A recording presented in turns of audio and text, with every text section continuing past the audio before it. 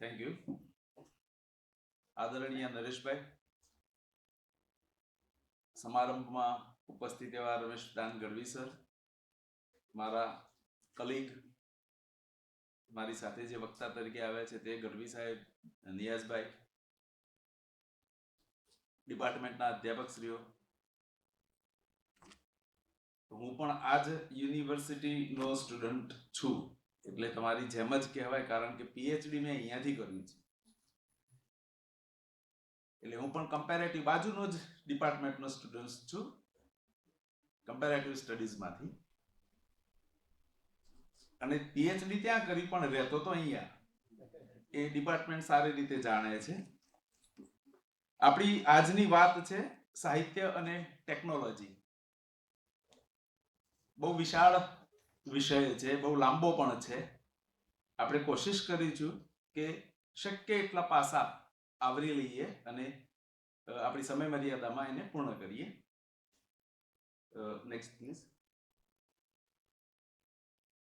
આપણી શરૂઆત એવી રીતે કરવા માંગુ છું, જનરલ ટર્મમાં સાહિત્યને આપણે કેવી રીતે ઓળખીએ છીએ, નોર્મલ ટર્મની વાત છે, આપણે કોઈ એની સાહિત્યિક ભાષામાં પરિભાષા નથી કરી. તો આપણે જ્ઞાનને સાચવવા અને વહેંચવા માટેની માનવતાની સૌથી જૂની ટેકનિક છે. આ પણ એક ટેકનિક જ છે. સાહિત્ય પોતે પણ એક ટેકનિક છે, એટલે કે ટેકનોલોજી છે. કેમ? પેલો આદિ માનવ હશે, એણે ખડકો ઉપર ને ક્યાંક ચિત્રો દોર્યા હશે ને, ક્યાંક તો કંઈ કર્યું હશે ને. કાગળ નહોતો સમજી લો, તો ત્યાં ચિત્રો દોરેલા આપણને મળે છે. તો એ અભિવ્યક્ત કરતા હતા ને, ભાષા નહોતી ત્યારે કોઈક સિમ્બોલ્સ કંઈક આપીને આપણને એ કશું કહેવા માંગતા હતા. ત્યાંથી શરૂઆત થઈ છે. બહુ જ જૂનામાં જૂની ટેકનિક જ છે સાહિત્ય. જ્યારે આધુનિક આપણી અત્યારે મોડર્નની વાત કરો ને એટલે સીધો મોબાઈલ દેખાય છે આપણને. એ જ ટેકનોલોજી, એને જ આપણે એવું માનીએ છીએ કે આ ટેકનોલોજી. એક જ ચીજને, એ તો મીડિયમ છે, એ ટેકનોલોજી નથી. આઉટપુટ છે ટેકનોલોજીનું. ટેકનોલોજી બેકએન્ડમાં છે, પાછળ છે. તો જે લિટરેચરને આપણે લિટરરી એંગલથી વાત કરીએ છીએ કે જે લિટરેચરને વહેંચવાની, ડિસ્ટ્રીબ્યુટ કરવાની, એક્સપિરિયન્સ કરવાની, અનુભવ કરવાની કે પછી કહેવાની જે રીતો જુદી જુદી આપે છે, આપણને પ્રોવાઈડ કરે છે, તે આપણી ટેકનોલોજી અથવા તો મોડર્ન ટેકનોલોજી જેને કહીશું. એમાં ફેરફારો થાય છે, કન્ટિન્યુઅસ નથી. અમારા જમાનાની એટલે અમે લોકો ટેકનોલોજી માઇગ્રન્ટ્સ છીએ. અમે એટલે મારી ઉંમરના બધા, અને તમે બધા ટેકનોલોજી બોર્ન છો. એટલે તમે ટેકનોલોજીના સમયગાળામાં જન્મ્યા છો. અમારા કરતા તમે ટેકનોલોજીમાં એડવાન્સ છો, ચાહે તમને ખબર હોય કે નહીં, પણ ક્યાંક તમે ત્યાં એડવાન્સ છો. ઉપયોગ કરો છો કેવો એ ભગવાન જાણે, પણ તમે એડવાન્સ છો. તો તમે અમારા કરતા ટેકનોલોજીમાં આગળ છો, પણ ઉપયોગ કેવી રીતે કરશો તે જ આપણે અહીંયા સમજવાનું છે. Next please. આપણો આ જે વ્યાખ્યાન છે એનો કોઈ ઓબ્જેક્ટિવ આ પ્રકારનું છે. મારી કેટલાક વર્ડ્સ છે ને તે ઇંગ્લિશ થોટ પ્રોસેસના છે, એટલે ટ્રાન્સલેશન થયેલું છે અહીંયા, એટલે એવું સમજતા નહીં કે આ જ મૂળ શબ્દ છે. તમે એને તમારી રીતે ઇન્ટરપ્રેટ કરી શકો છો. મારી વાતને સમજવાની કોશિશ કરજો. આપણે ટેકનોલોજીકલ પ્રગતિ થઈ રહી છે, જે એડવાન્સમેન્ટ ટેકનોલોજીમાં આવી રહ્યું છે, તેની સાથે સાથે લિટરેચરમાં પણ કેવી રીતે પ્રગતિ થઈ રહી છે, તે પેરેલલ બે ચીજ છે, તેને સમજવાની છે.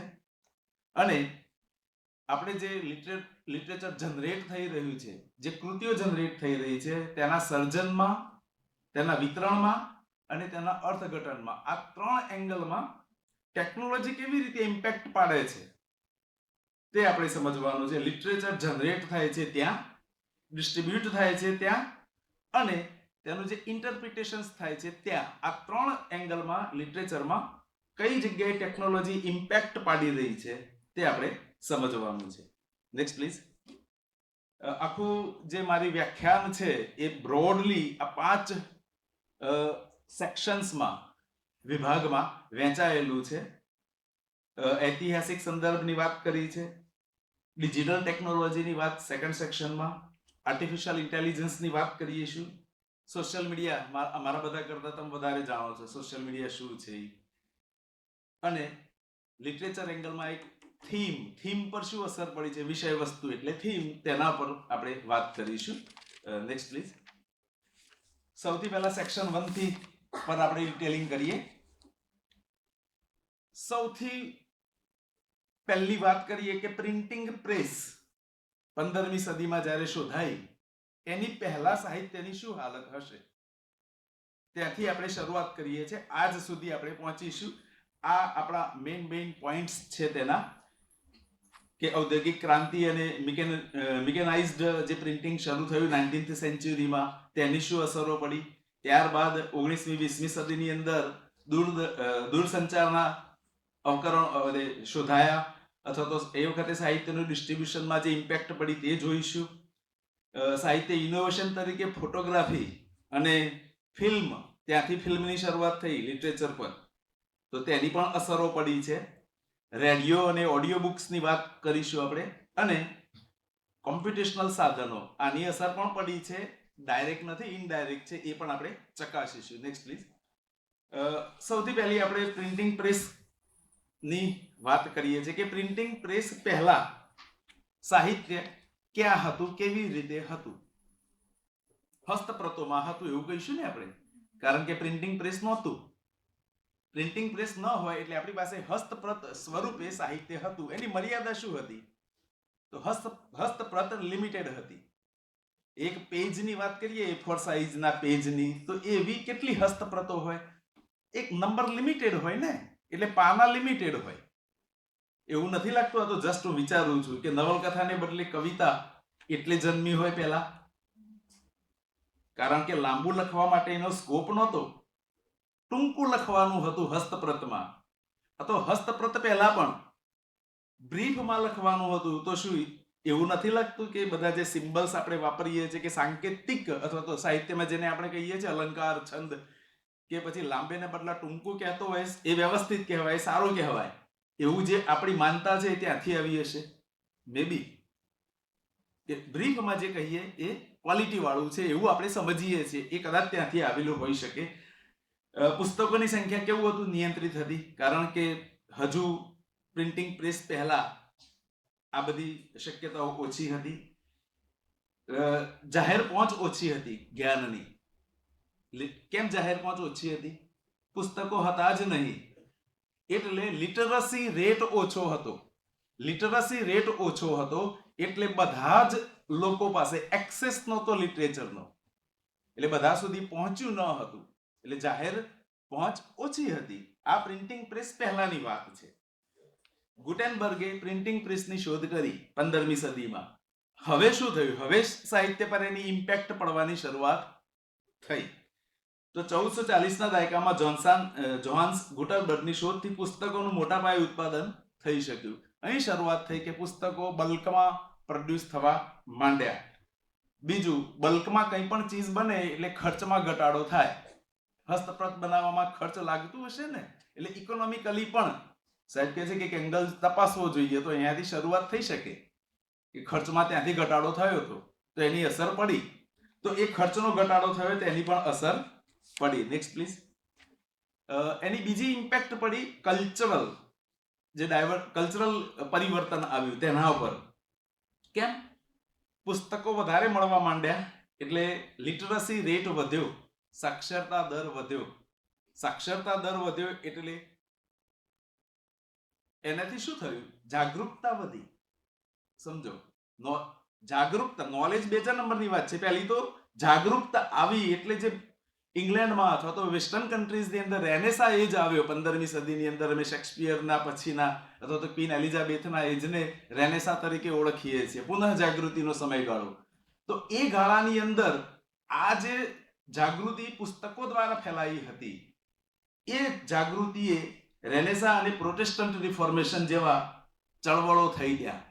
એ ચળવળોને લીધે જે વિચારો જે હતા રેનેસાના, કે એમાં બધાની સમાનતા હોવી જોઈએ, ઇક્વાલિટી હોવી જોઈએ, ફ્રેન્ચ રિવોલ્યુશનની વાત છે, બ્રધરહુડ, ઇક્વાલિટી, એની ભાવના એ વિશ્વમાં પ્રસરી. ત્યાં સુધી હજુ એ ભાવના હતી નહીં. એ પ્રસરી, એ સાહિત્ય જ ફેરવીને પ્રસરાવી. મૃદિત ગ્રંથો દ્વારા ભાષાઓનું માનકીકરણ. દાખલા તરીકે શું થયું? આ ડિવાઇન કોમેડી છે દાંતેની, એ પ્રિન્ટ થઈ એટલે જે એમની ઇટાલિયન ભાષા હતી ને એને એક સ્વરૂપ મળ્યું. ગાંધીજીએ જોડણી વિશે એક સ્ટેટસ આપી દીધું છે કે હવેથી આ જ જોડણી ફાઇનલ, હવે આમાં કોઈ એક્સપેરિમેન્ટ થશે નહીં, એવું આપણે ગુજરાતી ભાષામાં કહીએ છીએ. ત્યારબાદ આપણે તેને ફોલો કરીએ છીએ. તો એ માનકીકરણ કર્યું ને, સ્ટાન્ડર્ડાઇઝેશન કર્યું એમણે. તો એ સ્ટાન્ડર્ડાઇઝેશન ઇટાલિયન ભાષાનું ઉદાહરણ તરીકે તો દાંતેની ડિવાઇન કોમેડીથી થયું. તો એક ભાષા પર જે થયું, ગુજરાતીમાં જેવી રીતે ગાંધીજીએ આપણને કીધું છે, તો એ પણ ટેકનોલોજીની જ ઇમ્પેક્ટ હતી. Next please. 19મી સદીની અંદર હવે પ્રિન્ટિંગ પ્રેસમાં પણ પાછા વર્ઝન આવ્યા. આ શરૂઆતનું વર્ઝન હતું. તમે પ્રેસ કદાચ જોયા નહીં હોય, જૂના પ્રેસ જોવા જેવા છે. કેવી રીતે એ લોકો ઉપયોગમાં લેતા હશે. અત્યારે તો પેલા કમ્પ્યુટરાઇઝ્ડ પ્રેસ હોય છે, બહુ સિમ્પલ વસ્તુ થઈ ગઈ છે અત્યારે તો. પેલા કાર્ડ કવર કંકોત્રી વાળા છાપે છે ને, ત્યાં જશો તો તમને સમજાશે કે કેવી રીતે એ કામ કરે છે. પણ એની પહેલું જે પ્રિન્ટિંગ પ્રેસ હતું, મેન્યુઅલી એક એક વર્ડ્સ ગોઠવવાના હતા, ઊંધા વર્ડ્સ હતા, મતલબ અક્ષરો ઊંધા હતા. મેન્યુઅલી એક એક ચીજ એટલે વર્ડ બનાવવાનો હતો, પછી છાપવાનું હતું. આ શરૂઆતની વસ્તુ હતી. ત્યારબાદ મેકેનલાઇઝ્ડ આવી ગયું, મિકેનિકલ બની ગયું. એટલે શું થયું? પુનઃ મુદ્રણ હતું ને એ ઈઝી બની ગયું. એટલે એકમાંથી પેલું શું થાય, એક જ પેજ તમારે છાપી લેવા પડે. 1000 કોપી હોય તો પણ મિકેનિકલ હોય તો ઓટોમેટિક એરેન્જ કરે છે. એટલે આપણે જેને કહીશું ને કે ટાઈપરાઇટર મશીન, આ મિકેનિકલ થઈ ગયું. તો એને લીધે આપણું સ્ટીરિયોટાઇપ પ્રિન્ટિંગ જે કહીએ છીએ કે એકના બદલે વધારે કોપીઝ કરવાની હોય તો તે. બીજું શું થયું કે વરાળથી ચાલતા. વરાળની વાત ક્યાં આવી? રેલવેની સાથે જોડાયેલી છે.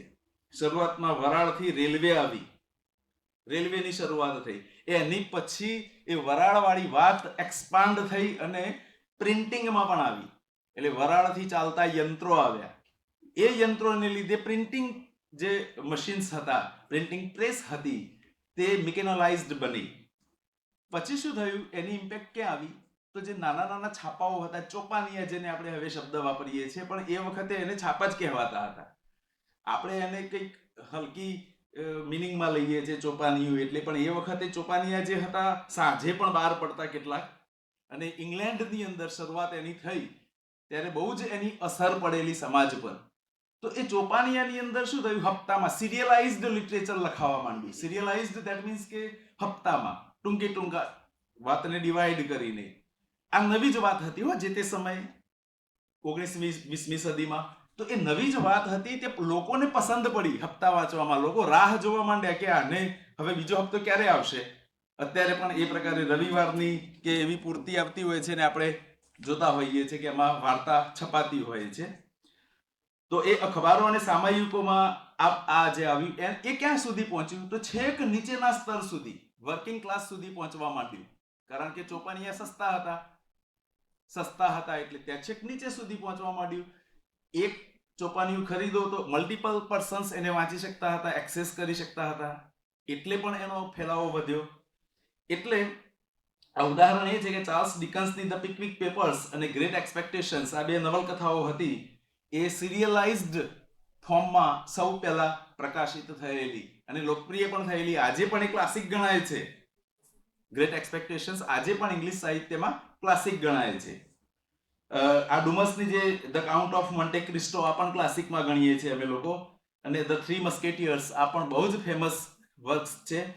એ હપ્તાવાર પ્રકાશન થયેલું સૌ પહેલી આ કથાઓ કે વાર્તાઓ છે કે જેને સિરિયલાઇઝ્ડ ફોર્મની અંદર હપ્તાઓમાં પ્રકાશિત થયેલી. કેવા? ચોપાનિયાઓમાં. છાપાની વાત અલગ છે, આજે જે આપણે કહીએ છીએ તે. તો તેની શરૂઆત ત્યાંથી થયેલી. Next please. 19મી સદીમાં આને લીધે ઔદ્યોગિક ક્રાંતિ અને આજે મિકેનાઇઝ્ડ પ્રિન્ટિંગ પ્રેસ થયા, એને લીધે શું થયું? તો સાહિત્યનું લોકશાહીકરણ થયું. સાહિત્ય બધા માટે અવેલેબલ બનવા માંડ્યું. માસ માટે થયું. હવે ક્લાસ માટેની વાત નથી. હવે માસ જ ક્લાસ બની ગયો. તો શું થયું, સાહિત્યનું રોજિંદા જીવનમાં એક ભાગ બની ગયું. એટલે જે આપણા સોશિયલ લેયર્સ છે જુદા જુદા, તો છેક નીચેના લેયર્સ સુધી સાહિત્ય પહોંચી ગયું અને બધે જ અસર કરવા માંડ્યું. રાજકીય પત્રિકાઓ સાહિત્યને સામાજિક પરિવર્તન માટેના સાધનો બનાવ્યા. એ વખતે રાજકીય પત્રિકાઓ પણ પોતાનો ફેલાવો કરવા માટે આવી હતી. અંકલ ટોમ્સ કેબિન ઇંગ્લિશની એક ફેમસ કથા છે. એણે એબોલિસ્ટ ચળવળમાં એક ઉદ્દીપકની ભૂમિકા ભજવી. ઉદ્દીપક એટલે કેટાલિસ્ટ. સામાન્ય રીતે ઉદ્દીપકને એવું કહેવામાં આવે છે કે જે રાસાયણિક પ્રક્રિયામાં સીધો ભાગ ના લે પણ પ્રક્રિયા ઝડપી બનાવે તે ઉદ્દીપક. તો અંકલ ટોમ્સ કેબિન જે વર્ક છે બહુ ફેમસ છે. એણે આ એબોલિસ્ટ ચળવળથી નાબૂદીની ચળવળ એક શરૂ થયેલી વેસ્ટર્ન કન્ટ્રીઝમાં. તો એ ભૂમિકામાં અગત્યની ભૂમિકા ભજવેલી. Next please. તો આ ઔદ્યોગિક ક્રાંતિની વાત થઈ, પ્રિન્ટિંગ પ્રેસની વાત થઈ કે પ્રિન્ટિંગ પ્રેસે કેવી રીતે ઇમ્પેક્ટ કરતા ગયા. નેક્સ્ટ વાત કરીએ છીએ આપણે દૂરસંચાર, ટેલિફોન. 2004 સુધી તો મોબાઈલ પણ નહોતા. એટલે 4માં તો મને યાદ છે મેં ડાંગમાં હતા તો મોબાઈલ 4માં આવેલા અને કોઈ એક 3315 નું મોડેલ આવતું હતું નોકિયાનું, બહુ જ વજનદાર, ખિસ્સામાં લાગે. આ બધાની વાત નથી. બહુ ખાલી કોલ કરી શકાય. અને એ શીખવા પણ અમારે ઘણો સમય ગયેલો. નિયાઝભાઈ પહેલી વાર અમારા માટે લાવેલા અને એ પણ ડાંગમાં હતા. એ શીખવામાં અમારે સમય ગયેલો. એના ટ્યુશન થયેલા કલાક બેસીને કે જો આમ થાય, આવી રીતે કોલ થાય, કે આ મિસ કોલ આવી રીતે જોવાનો. જસ્ટ તમને અજુગતું લાગશે પણ આવું બધું થયેલું અમારી સાથે. તમે વિચારો કે જ્યારે દૂર સંચાર જ નહોતો, અમે લોકો ભણતા, હોસ્ટેલમાં રહેતા, એટલે ઘરેથી નીકળ્યા હવે હોસ્ટેલમાં પહોંચીએ એટલે પોસ્ટકાર્ડ લખતા કે હું પહોંચી ગયો છું. હવે પોસ્ટકાર્ડ પહોંચે ને એના પહેલા તો અમે બીજી વાર ઘેર પહોંચતા. સમજાય છે? હવે તમે એવું કહો છો કે હું કોલેજ પહોંચી ગયો છું, એવો ફોન કરો છો ને. ઘરેથી સૂચના હશે કોલેજ પહોંચ્યા પછી તરત જ ફોન કરવો, પછી અહીંથી નીકળો એટલે પાછો ફોન કરો છો હું નીકળ્યો છું કે નીકળી છું. હવે અમારી વાત કરું છું. એટલે કોઈ એવી અત્યારે ચિંતાઓનું પણ એક કારણ છે. શું? ટેકનોલોજી. એ ચિંતા પણ ટેકનોલોજીને લીધે આવી છે, નહીતર પહેલા નહોતી. એ ભરોસો હતો કે નીકળ્યો છે આવશે જ, અને નીકળ્યો એટલે પહોંચે જ.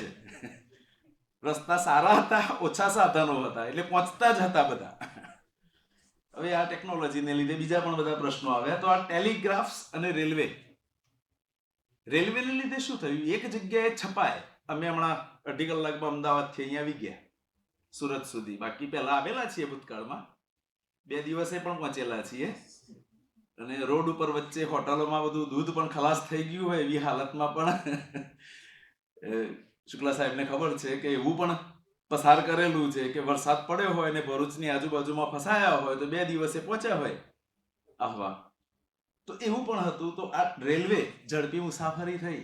ઝડપી મુસાફરીની સાથે જે છપાયું છે, જે અખબાર છે, ચોપાનિયા છે, તે પણ ઝડપથી એક જગ્યાએથી બીજી જગ્યાએ પહોંચવા માંડ્યા. એક્સેસ બધાને મળવા માંડ્યો. હવે કેવું છે, બધાને તાજા સમાચાર જેવી વાત થઈ ગઈ.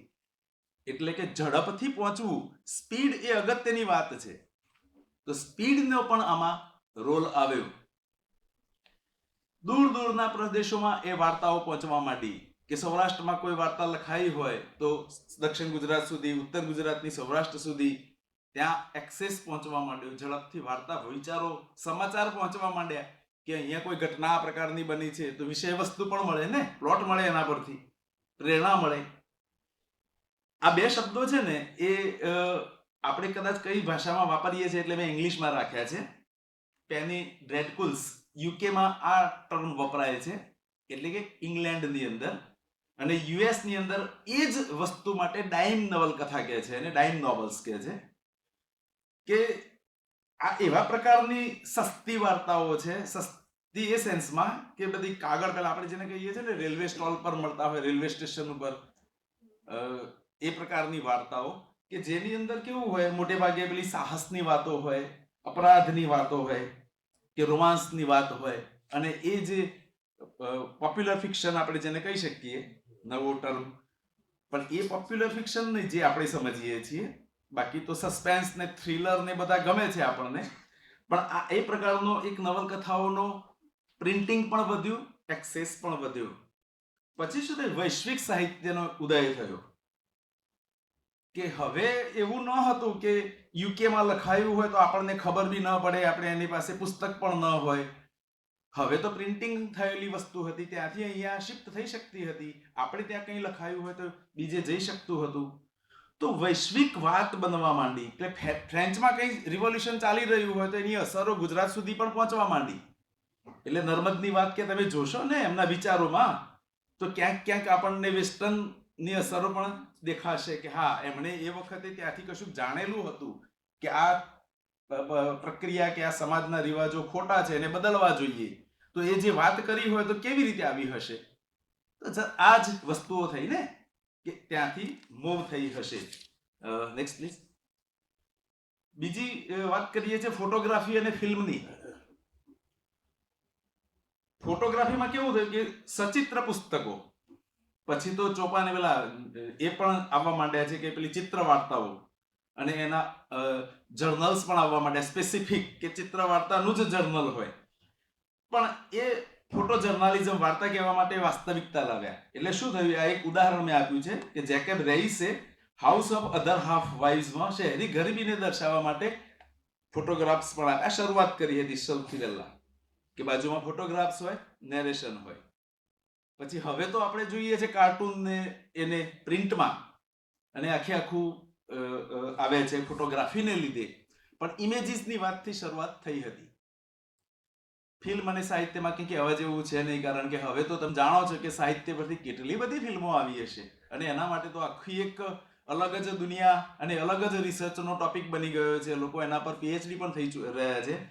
પણ શરૂઆતમાં મૂંગી ફિલ્મોમાં થી શરૂઆત થઈ હતી, જ્યારે ફિલ્મોમાં અવાજ ન હતો, બ્લેક એન્ડ વ્હાઇટ ફિલ્મો હતી, અવાજ ન હતો, ત્યારે પણ સાહિત્યિક કૃતિઓ પરથી ફિલ્મો બની છે.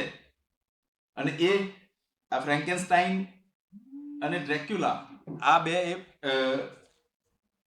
નું પ્રાથમિક રૂપાંતર જે થયું હતું તે મૂંગી ફિલ્મોના ટાઈમે થયું હતું. પછી એના લીધે શું થયું ખબર છે, જે નેરેશન હતું ને, સાહિત્યમાં નેરેશન જુદા પ્રકારે હોય અને ફિલ્મોમાં નેરેશન જુદા પ્રકારે હોય છે. જે ફિલ્મ અને સાહિત્યનો અભ્યાસ કરતા હશે એમને સ્પેસિફિક ખબર પડશે મારા પોઈન્ટની, કે નેરેશનનો મિનિંગ બંનેમાં જુદો જુદો છે. એટલે જેવી રીતે સાહિત્યમાં આપણે વર્ણન કરતા હોઈએ એ રીતે ફિલ્મોમાં વર્ણન નથી થતું. વર્ણન તો થાય જ છે, પણ એ કેમેરો, લાઇટ અને એ બધાની જે મિશ્રણ થાય છે તે ટેકનિક પણ આપણે અલગથી એક્સપ્લોર કરીએ તો એ સમજવા જેવી પણ છે. પણ એ અસર તો પડી એના પર. એને લીધે શું થયું કે જે વાર્તા કહેવાની પદ્ધતિ હતી ને, તે પદ્ધતિમાં ફેરફારો આવ્યા. એ સાહિત્ય પર જે અસર પડવાની વાત કરું છું કે જે પદ્ધતિ પહેલા જે હતી એને બદલે ફિલ્મોને લીધે હવે અસર પડી અને નેરેશનમાં બદલાવ આવ્યો. Next please. ત્યારબાદ એક નવું ચીજ વસ્તુ છે, તે છે રેડિયો અને ઓડિયો બુક્સ. રેડિયોમાં પણ નાટકો હતા. કોણ સાંભળે છે મને ખબર નથી અત્યારે, પણ રેડિયોમાં નાટકોની સ્પર્ધા થતી હતી અને જુદા જુદા આકાશવાણીના કેન્દ્રો હોય, અમદાવાદ, ભુજ, રાજકોટ, ડાંગમાં પણ હતું અમારે. તો એ કેન્દ્રો પરથી નાટકો રેકોર્ડ થતા હતા અને રેકોર્ડ થયેલા નાટકો એ બધે આકાશવાણી ઉપર પ્રસારિત થતા હતા. એ શરૂઆત જુદા પ્રકારની છે, કારણ કે હવે તમે ક્યાં વાત કહી રહ્યા છો પણ તમે ભાવ સાથે તમારે કહેવાની છે. કારણ કે પેલું તો પ્રિન્ટિંગ હતું, સ્વરૂપ બદલાયું, તો એક નવી કલા પણ એમાંથી જન્મી, બોલવાની પણ કળા આવી કે ભાવ સાથે બોલવું પડશે. અને હવે ક્યાં હતું, સાહિત્ય ક્યાં પહોંચ્યું, તો છેક ઘર સુધી, પ્રેક્ષકના ઘર સુધી સાહિત્ય પહોંચ્યું. એ નાટક પણ, નાટક પહેલા ક્યાં હતું, નાટક થિયેટરમાં જોવાતું હતું. હવે એ નાટક રેડિયોના મારફતે આપણા ઘર સુધી પણ આવી ગયું. આ શરૂઆત છે the war of the worlds 1938માં, એ ત્યાંથી શરૂઆત થયેલી. ઓડિયો બુક્સની વાત કરીએ તો શરૂઆતમાં ઓડિયો બુક્સ છે ને, તે જે બ્લાઇન્ડ લોકો હતા, બ્લાઇન્ડ લોકો, એમના માટે એનું ઇનોવેશન થયેલું કે એમને પણ એક્સેસ મળે, એનો વાંચવા મળે. પણ પછી ઓડિયો બુક્સને હવે તો જે જોઈ શકે છે એના માટે પણ કંઈક નવું જ સાધન છે. અને આપણી જે જુદી જુદી સ્કિલ્સ છે ને, કેટલાક લોકો વાંચીને વધારે સમજતા હોય, કેટલાક સાંભળીને સમજતા હોય, કેટલાક જોઈને સમજતા હોય. તો એમાંથી જે સાંભળીને સમજવા વાળા હવે વધારે છે. તમારી જનરેશન છે ને એ વાંચીને નથી સમજતી. એટલે અમે એવું, અમારી ફરિયાદ વારંવાર એવી હોય છે કે અમારા અહીં સ્ટેજ ઉપરથી એવું કહેવાય છે કે વાંચનાર ઘટી ગયા છે, પણ સાંભળનાર વધી પણ ગયા હશે ને, કારણ કે હવે પેલા પેડ્સ દેખાય છે બધાના કાનમાં. હમણાં બહાર નીકળશો એટલે લગાવી દેશો તમે. તો સાંભળનારા એટલે તમારું સ્વરૂપ બદલાઈ ગયું છે, સાંભળવા પર આવી ગયા છો. મે બી ટેકનોલોજીની અસર કહી શકાય એને. તો એ શરૂઆતના સ્વરૂપમાં એ બ્લાઇન્ડ લોકો માટે હતું, પણ ધીમે ધીમે પછી આપણા માટે પણ, અથવા તો દ્રષ્ટિવાળા લોકો માટે પણ એ વિકસ્યું આપણા માટે. ઉદાહરણ એ હતું કે લાઇબ્રેરી ઓફ કોંગ્રેસનો જે ટોકિંગ બુક્સ પ્રોગ્રામ હતો, વિદેશોની ઇંગ્લેન્ડની વાત ચાલે છે, એટલે ત્યાંથી આ ટોકિંગ બુક્સ પ્રોગ્રામ આવે કે એક બુક્સ પર વાત કરવાની અને એનું રેકોર્ડ થાય અને તે રેડિયો પર પ્રસારણ થાય. આપણે એ જ કરીએ છીએ ક્લાસમાં પણ. ઘણી વાર એવું નથી કહેતા નવલકથા વાંચીને આવજો, પછી બધા એને શું એમને લાગ્યું એ બોલે. તો એ જ વાતની શરૂઆત લાઇબ્રેરી ઓફ કોંગ્રેસે કરેલી, અને ત્યારે એ નેક્સ્ટ પ્લીઝ, તો એની પણ અસર પડેલી. કોમ્પ્યુટેશનલ સાધનો, આપણને એમ થાય કે કોમ્પ્યુટેશનલ સાધનોની વળી શું અસર પડે. કોમ્પ્યુટેશનલ સાધનો એટલે જે ગણતરી કરે છે, તે ઓટોમેટિક ગણતરી કરી આપે. તે પહેલા કેવું હતું, તમે વિચાર કરો કે કમ્પ્યુટરની શોધ થઈ એ પહેલા પીએચડી કરતો વિદ્યાર્થી રેફરન્સીસ કેવી રીતે ગોઠવતો હશે? એ સાહેબ આપણે ખરેખર તો રેકોર્ડ રાખવો જોઈએ, કારણ કે બધા નવી જનરેશન તો ભૂલી ગઈ છે કે એ એક બનાવતા હતા અને એબીસીડી મુજબ ગોઠવવાના, એને કાર્ડ્સ બનાવવાના, પછી એ કાર્ડ્સ ને એબીસીડી મુજબ ગોઠવવાના. એટલે પહેલા તો કાર્ડ્સ ની અંદર તમારે રેફરન્સ લખવાનો, પછી એને આલ્ફાબેટિકલી ગોઠવવાના, અને પછી એ કાર્ડ્સ માંથી તમારે જે તમારો થીસીસ હોય તેમાં એ રેફરન્સીસ લાવવાના. કેટલું અઘરું કામ થયું શરૂઆતના ફેઝમાં. જે લોકોએ પીએચડી કર્યું હશે જ્યારે કમ્પ્યુટર હજી આવ્યું નથી, તો એમને કેટલું બધું અઘરું પડ્યું હશે. તો એ કોમ્પ્યુટેશનલ સાધનોની વાત છે કે 1940s ની અંદર કોકોર્ડન્સ મશીનો આવ્યા. કોકોર્ડન્સ મશીનો એવી વસ્તુ છે કે જે આપણને અત્યારે તો ઇઝીલી, પેલું તમે વર્ડમાં ટાઈપ કરતા હોય તો નીચે વર્ડ્સ આવે છે કે આટલા વર્ડ્સ થઈ ગયા, પણ એ કોકોર્ડન્સ મશીનો હતા જે તમને કહી આપતા હતા કે કેટલા વર્ડ્સ થયા છે, કેટલા વર્ડ્સ છે, ગણતરી કરી આપતા હતા. અથવા તો રિકરિંગ વર્ડ્સ કયા છે, એક્સ વર્ડ્સ કેટલી વાર આવે છે આખી 100 પાનાની નવલકથામાં, તો એ એવા ગણતરી કરીને આપતા હતા કે જે કોમ્પ્યુટેશનલ કહેવાય ઇક્વિપમેન્ટ્સ. એને લીધે પણ આપણે કેટલીક ચીજ કહી શકીએ કે આ શબ્દ કેટલી વાર વાપર્યો છે. એવું આપણે જો પહેલા ગણતરી કરવી પડતી હતી, હવે મશીનો દ્વારા થવા માંડ્યું. યુઝ્યુઅલી કેવું હતું કે જે સેકન્ડ વર્લ્ડ વોર થઈને, જે સેકન્ડ વર્લ્ડ વોરની અંદર એની electronic numerical integrator and computer એ શરૂઆતનું કમ્પ્યુટર છે. એ વિશ્વ યુદ્ધમાં શોધાયું હતું, સમજી લેજો. એનો ઉપયોગ તો શરૂઆતમાં તો હેતુ લશ્કરી હેતુ હતો કમ્પ્યુટરનો, પણ આજે એવું નથી. પણ એ શરૂઆત ત્યાંથી થઈ હતી ને. અને કોઈ પણ યુદ્ધ વખતે જ નવી શોધો આવે, સમજી લેજો.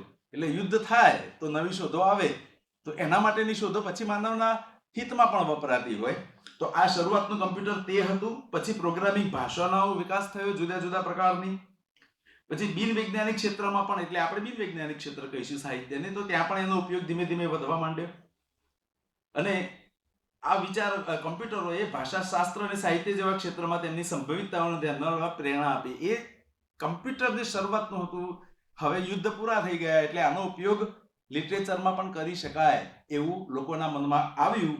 અને ત્યારબાદ આ જુદા જુદા પ્રકારની જે આપણે કહીએ કે લિટરેચરની અંદર એનો એ સાધનોનો ઉપયોગ શરૂ થયો. Next please. ટૂંકમાં આજે અત્યારે આપણે પહેલા વિભાગની જે વાત કરી રહ્યા હતા, તો એ વિભાગનો સારાંશ એવું જ કહી શકીએ કે જે કોઈ પણ ટેકનોલોજીકલ ઇન્વેન્શન્સ થયા શરૂઆતના ફેઝમાં, પ્રિન્ટિંગ પ્રેસથી માંડી અને કોમ્પ્યુટેશનલ સાધનો સુધીના, તે બધાએ શું કર્યું, તો સાહિત્યને સૌથી વધારે લોકો સુધી એક્સેસ આપ્યો, સૌથી વધારે લોકો સુધી પહોંચાડ્યું. બીજું, એના ફોર્મને પણ અસર કરી, સ્વરૂપને. એટલે સાહિત્યના સ્વરૂપમાં પણ ફેરફારો આવ્યા, કારણ કે પેલી નેરેટોલોજીની વાત કરું છું, ફિલ્મને લીધે નેરેશન ઉપર અસરો પડી. બીજું શું થયું કે ટેકનોલોજી અને સાહિત્ય વચ્ચેની આપલે વ્યાપક અને સામાજિક પરિવર્તનોને પ્રતિબિંબિત કરતી થઈ. એ વધવા માંડી. શરૂઆતમાં ધીમે ધીમે હતી, ઓછી હતી, પણ હવે વધવા માંડી. જેમ જેમ ટેકનોલોજી ડિજિટલ યુગમાં આગળ વધતી ગઈ તેમ સાહિત્યના સ્વરૂપ અને સુલભતા સતત વિકસિત થતા રહી, જે વાચક અને સર્જક વચ્ચેનો ભેદ અસ્પષ્ટ કરે તેવા ઇનોવેશન માટેનો તખ્તો તૈયાર કરે છે. હવે વાચક અને લેખક એ બંનેનો વચ્ચેનો ભેદ ધીમે ધીમે ઘટવા માંડ્યો. વાચક પણ એટલો સક્ષમ થવા માંડ્યો, અને મૂળ તો સાહિત્યનો હેતુ એ જ હતો કે જે લેખકના મનમાં જે ફિલિંગ્સ છે તે વાચક સુધી પહોંચે, લખતી વખતે હતી તે એ જ સ્વરૂપે. તો આપણે એમ કહી શકીએ કે સાહિત્યનું ખરેખર આપલે થઈ ગણાય. Next please. સેકન્ડ પાર્ટમાં જઈએ છીએ આપણે, અને ડિજિટલ ટેકનોલોજીની વાત કરીશું અહીંયા.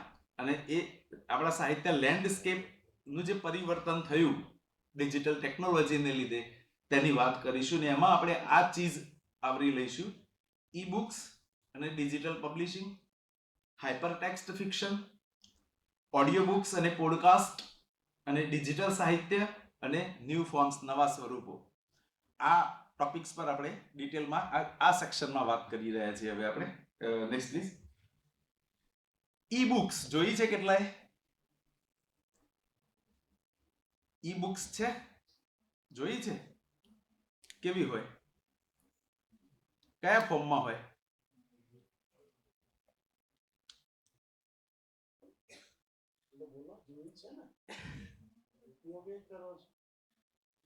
પીડીએફમાં તમે વાંચી હશે ને?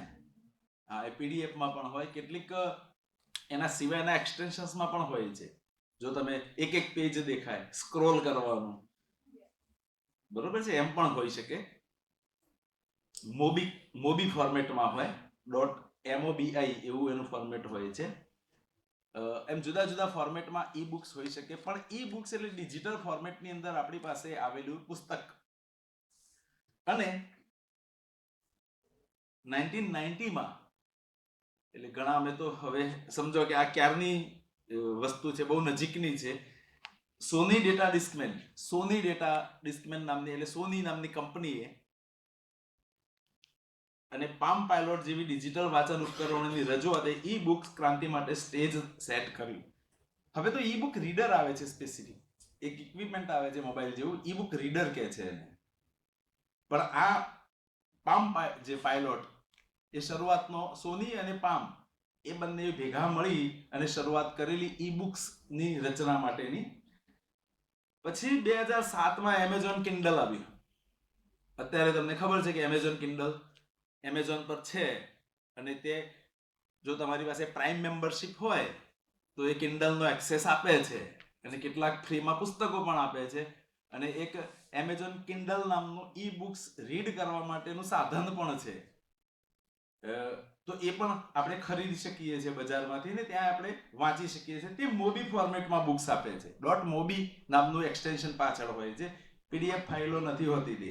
એટલે 1 by 1 પેજ આપણે સ્ક્રોલ કરીએ છીએ અને વાંચતા જઈએ છીએ.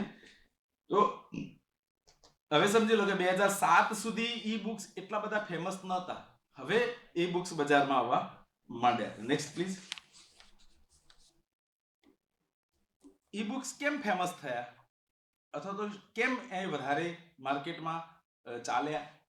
તો એના ફાયદા હતા. એક તો પોર્ટેબિલિટી, ઉચકવામાં કોઈ પ્રશ્ન જ ન હતો, ક્યાં લઈ જ જવાનું ન હતું ને. મોબાઈલમાં મિલિયન્સ ઓફ બુક્સ લો પણ કોઈ વજન ન લાગે. બાકી તો 2 બુક્સ લીધી હોય તો પછી છેક સુધી ખભાવા દુખે, એવું વજનદાર પુસ્તક દળદાર હોય તો થાય. તો ઈ બુક્સ એને લીધે, એટલે કિન્ડલ, નૂક, કોબો, આ બધા ઈ રીડર્સ એ વાચકોને શું કર્યું, મિલિયન્સ ઓફ બુક્સ કેરી કરવા માટેની સગવડ આપી, કે એમાં તમે ઇન્સ્ટોલ કરી દેશો એટલે તમે ગમે ત્યાં લઈને ફરી શકો છો.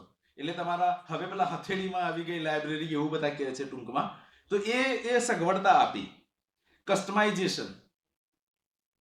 કસ્ટમાઇઝેશન કેવું કે તમારે જોઈએ એ ફોન્ટ્સમાં તમે ચેન્જ કરી શકો.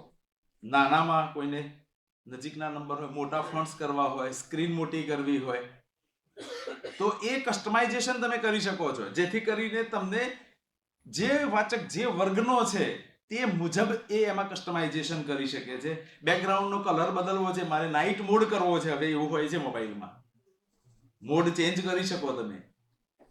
ખબર નહીં આપણે કરીએ છીએ કે કેમ, પણ એવું કરી શકાય છે કે લાઇટ વધારે પડે છે અને વાંચવાનું જ ખરેખર છે.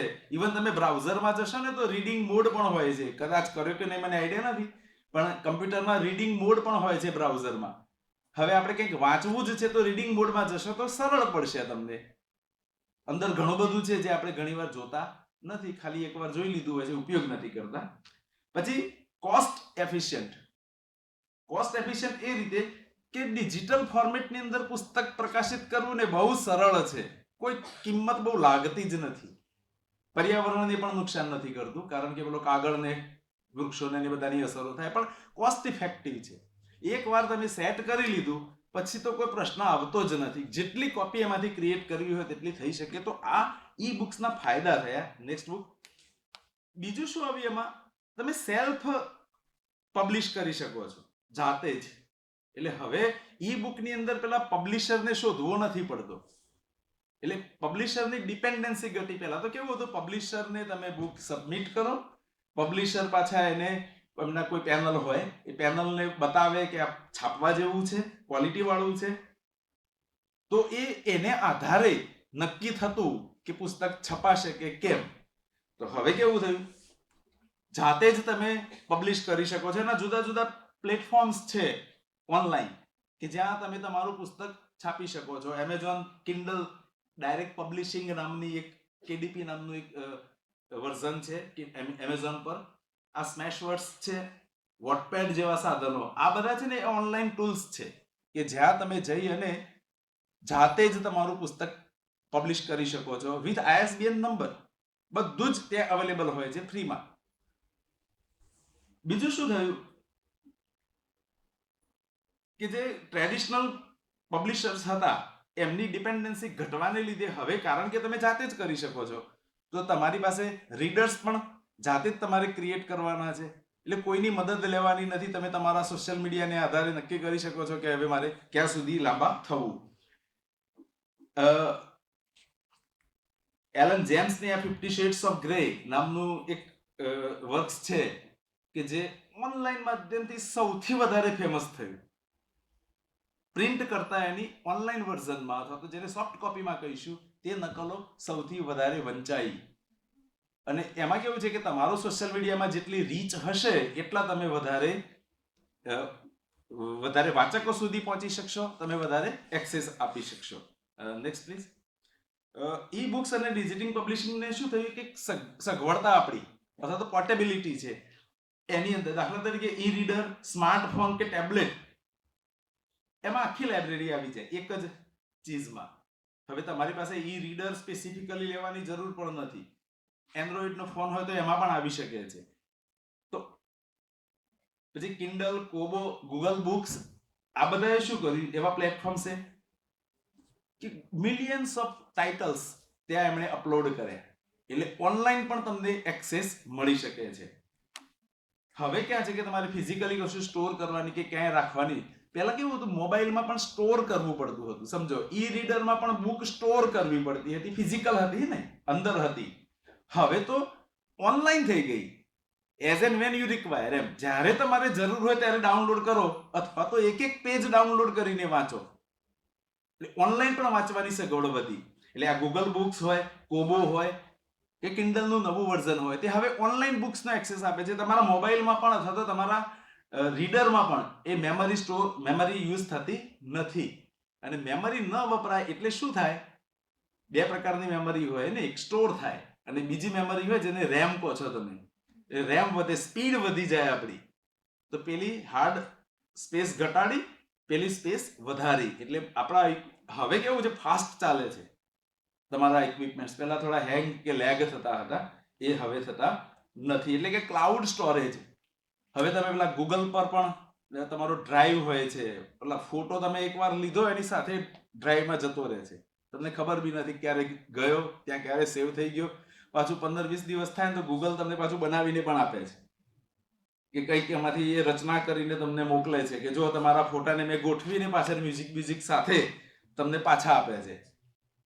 આપણે ખુશ થઈએ છીએ. જે હોય તે 15 GB નો ડેટા પેલો મળે છે એનો આપણે એવી રીતે ઉપયોગ કરીએ છીએ. દરેકની પાસે એક ઈમેલ આઈડી હોય એન્ડ્રોઈડ વાળા યુઝર પાસે, અને એમાં 15 GB સ્ટોરેજ હોય, અને 15 GB નો આવી રીતે આપણે યુઝ કરીએ છીએ. Next please. હવે ઈ બુક્સ ને લીધે કેવું થયું, કિંમત બધે પાછું ઇકોનોમિક્સ તો આવે જ છે અહીંયા, તો કિંમત ઘટી ગઈ. કેવું થયું કે ઉત્પાદન અને વિતરણના ખર્ચમાં ઘટાડો થયો ને. હવે જરૂર નથી, હવે તો પુસ્તકો એવી રીતે છપાય છે કે તમે ઓર્ડર આપો ને ત્યારબાદ એ પ્રેસમાં જાય, મતલબ છપાવવા માટે જાય. એવું નથી કે પેલી 1000 કોપીઝ પહેલા એવું હતું કે 1000 પ્રત છાપીને મૂકી દીધી કે 5000 પ્રત છાપીને મૂકી દીધી, પછી એક એક વેચવાની. હવે તો એઝ એન્ડ વેન રિક્વાયર તમે ઓર્ડર આપો છો એ વખતે જ પુસ્તક છપાશે. એક પુસ્તકનો ઓર્ડર મળે એક જ છપાશે. આવી પણ અત્યારે ટેકનોલોજી છે, અને એ પ્રકારે એમેઝોન વાળાને એ ફેસિલિટી આપે છે કે તમારે હાર્ડ કોપી જોઈએ છે કેવી, બાઉન્ડ કેવું જોઈએ છે, પાછું તમારે એના પર હાર્ડ બાઉન્ડ જોઈએ છે કેવું જોઈએ છે, તો એ પ્રમાણે કસ્ટમાઇઝ કરીને તમને પ્રિન્ટ કરીને આપે છે. તો જે ડિજિટલ પબ્લિશિંગને લીધે થયું શું કે જે કોસ્ટ હતી ને તે કોસ્ટમાં ઘણી બધી અસર પડી અને કોસ્ટ ડાઉન આવી. Next please. બીજું, આનાથી વૈશ્વિક એક્સેસ, તમારું સાહિત્ય છે એ ચાહે ગુજરાતી જ રીડર છે પણ કેનેડામાં રહેતો હોય તો એ પણ એ જ દિવસે વાંચી શકે જે દિવસે તમે પ્રકાશિત કરો ડિજિટલ ફોર્મેટની અંદર. અને એવું નથી કે કેનેડામાં ગુજરાતી નથી. તો હવે પેલી હાર્ડ કોપીને બદલે ડિજિટલને લીધે વૈશ્વિક રીચ ઝડપથી થવા માંડી, અને એને લીધે શું થયું કે જે પ્રિન્ટ ડિસ્ટ્રીબ્યુશનનો લોજિસ્ટિક અને નાણાકીય અવરોધો હતા ને, કારણ કે એમાં એ જ હતું, લોજિસ્ટિકના સવાલો હતા, હાર્ડ કોપી છાપવા માટેના પ્રશ્નો હતા, તો એ દૂર થયા અને એને લીધે વિશ્વના બજારમાં પહોંચવાની સગવડ વધી ગઈ. એટલે ભૌતિક પુસ્તકોની એક્સેસ મર્યાદિત કરી. પછી ડિજિટલ અનુવાદો અને ક્રોસ બોર્ડર એક્સેસ.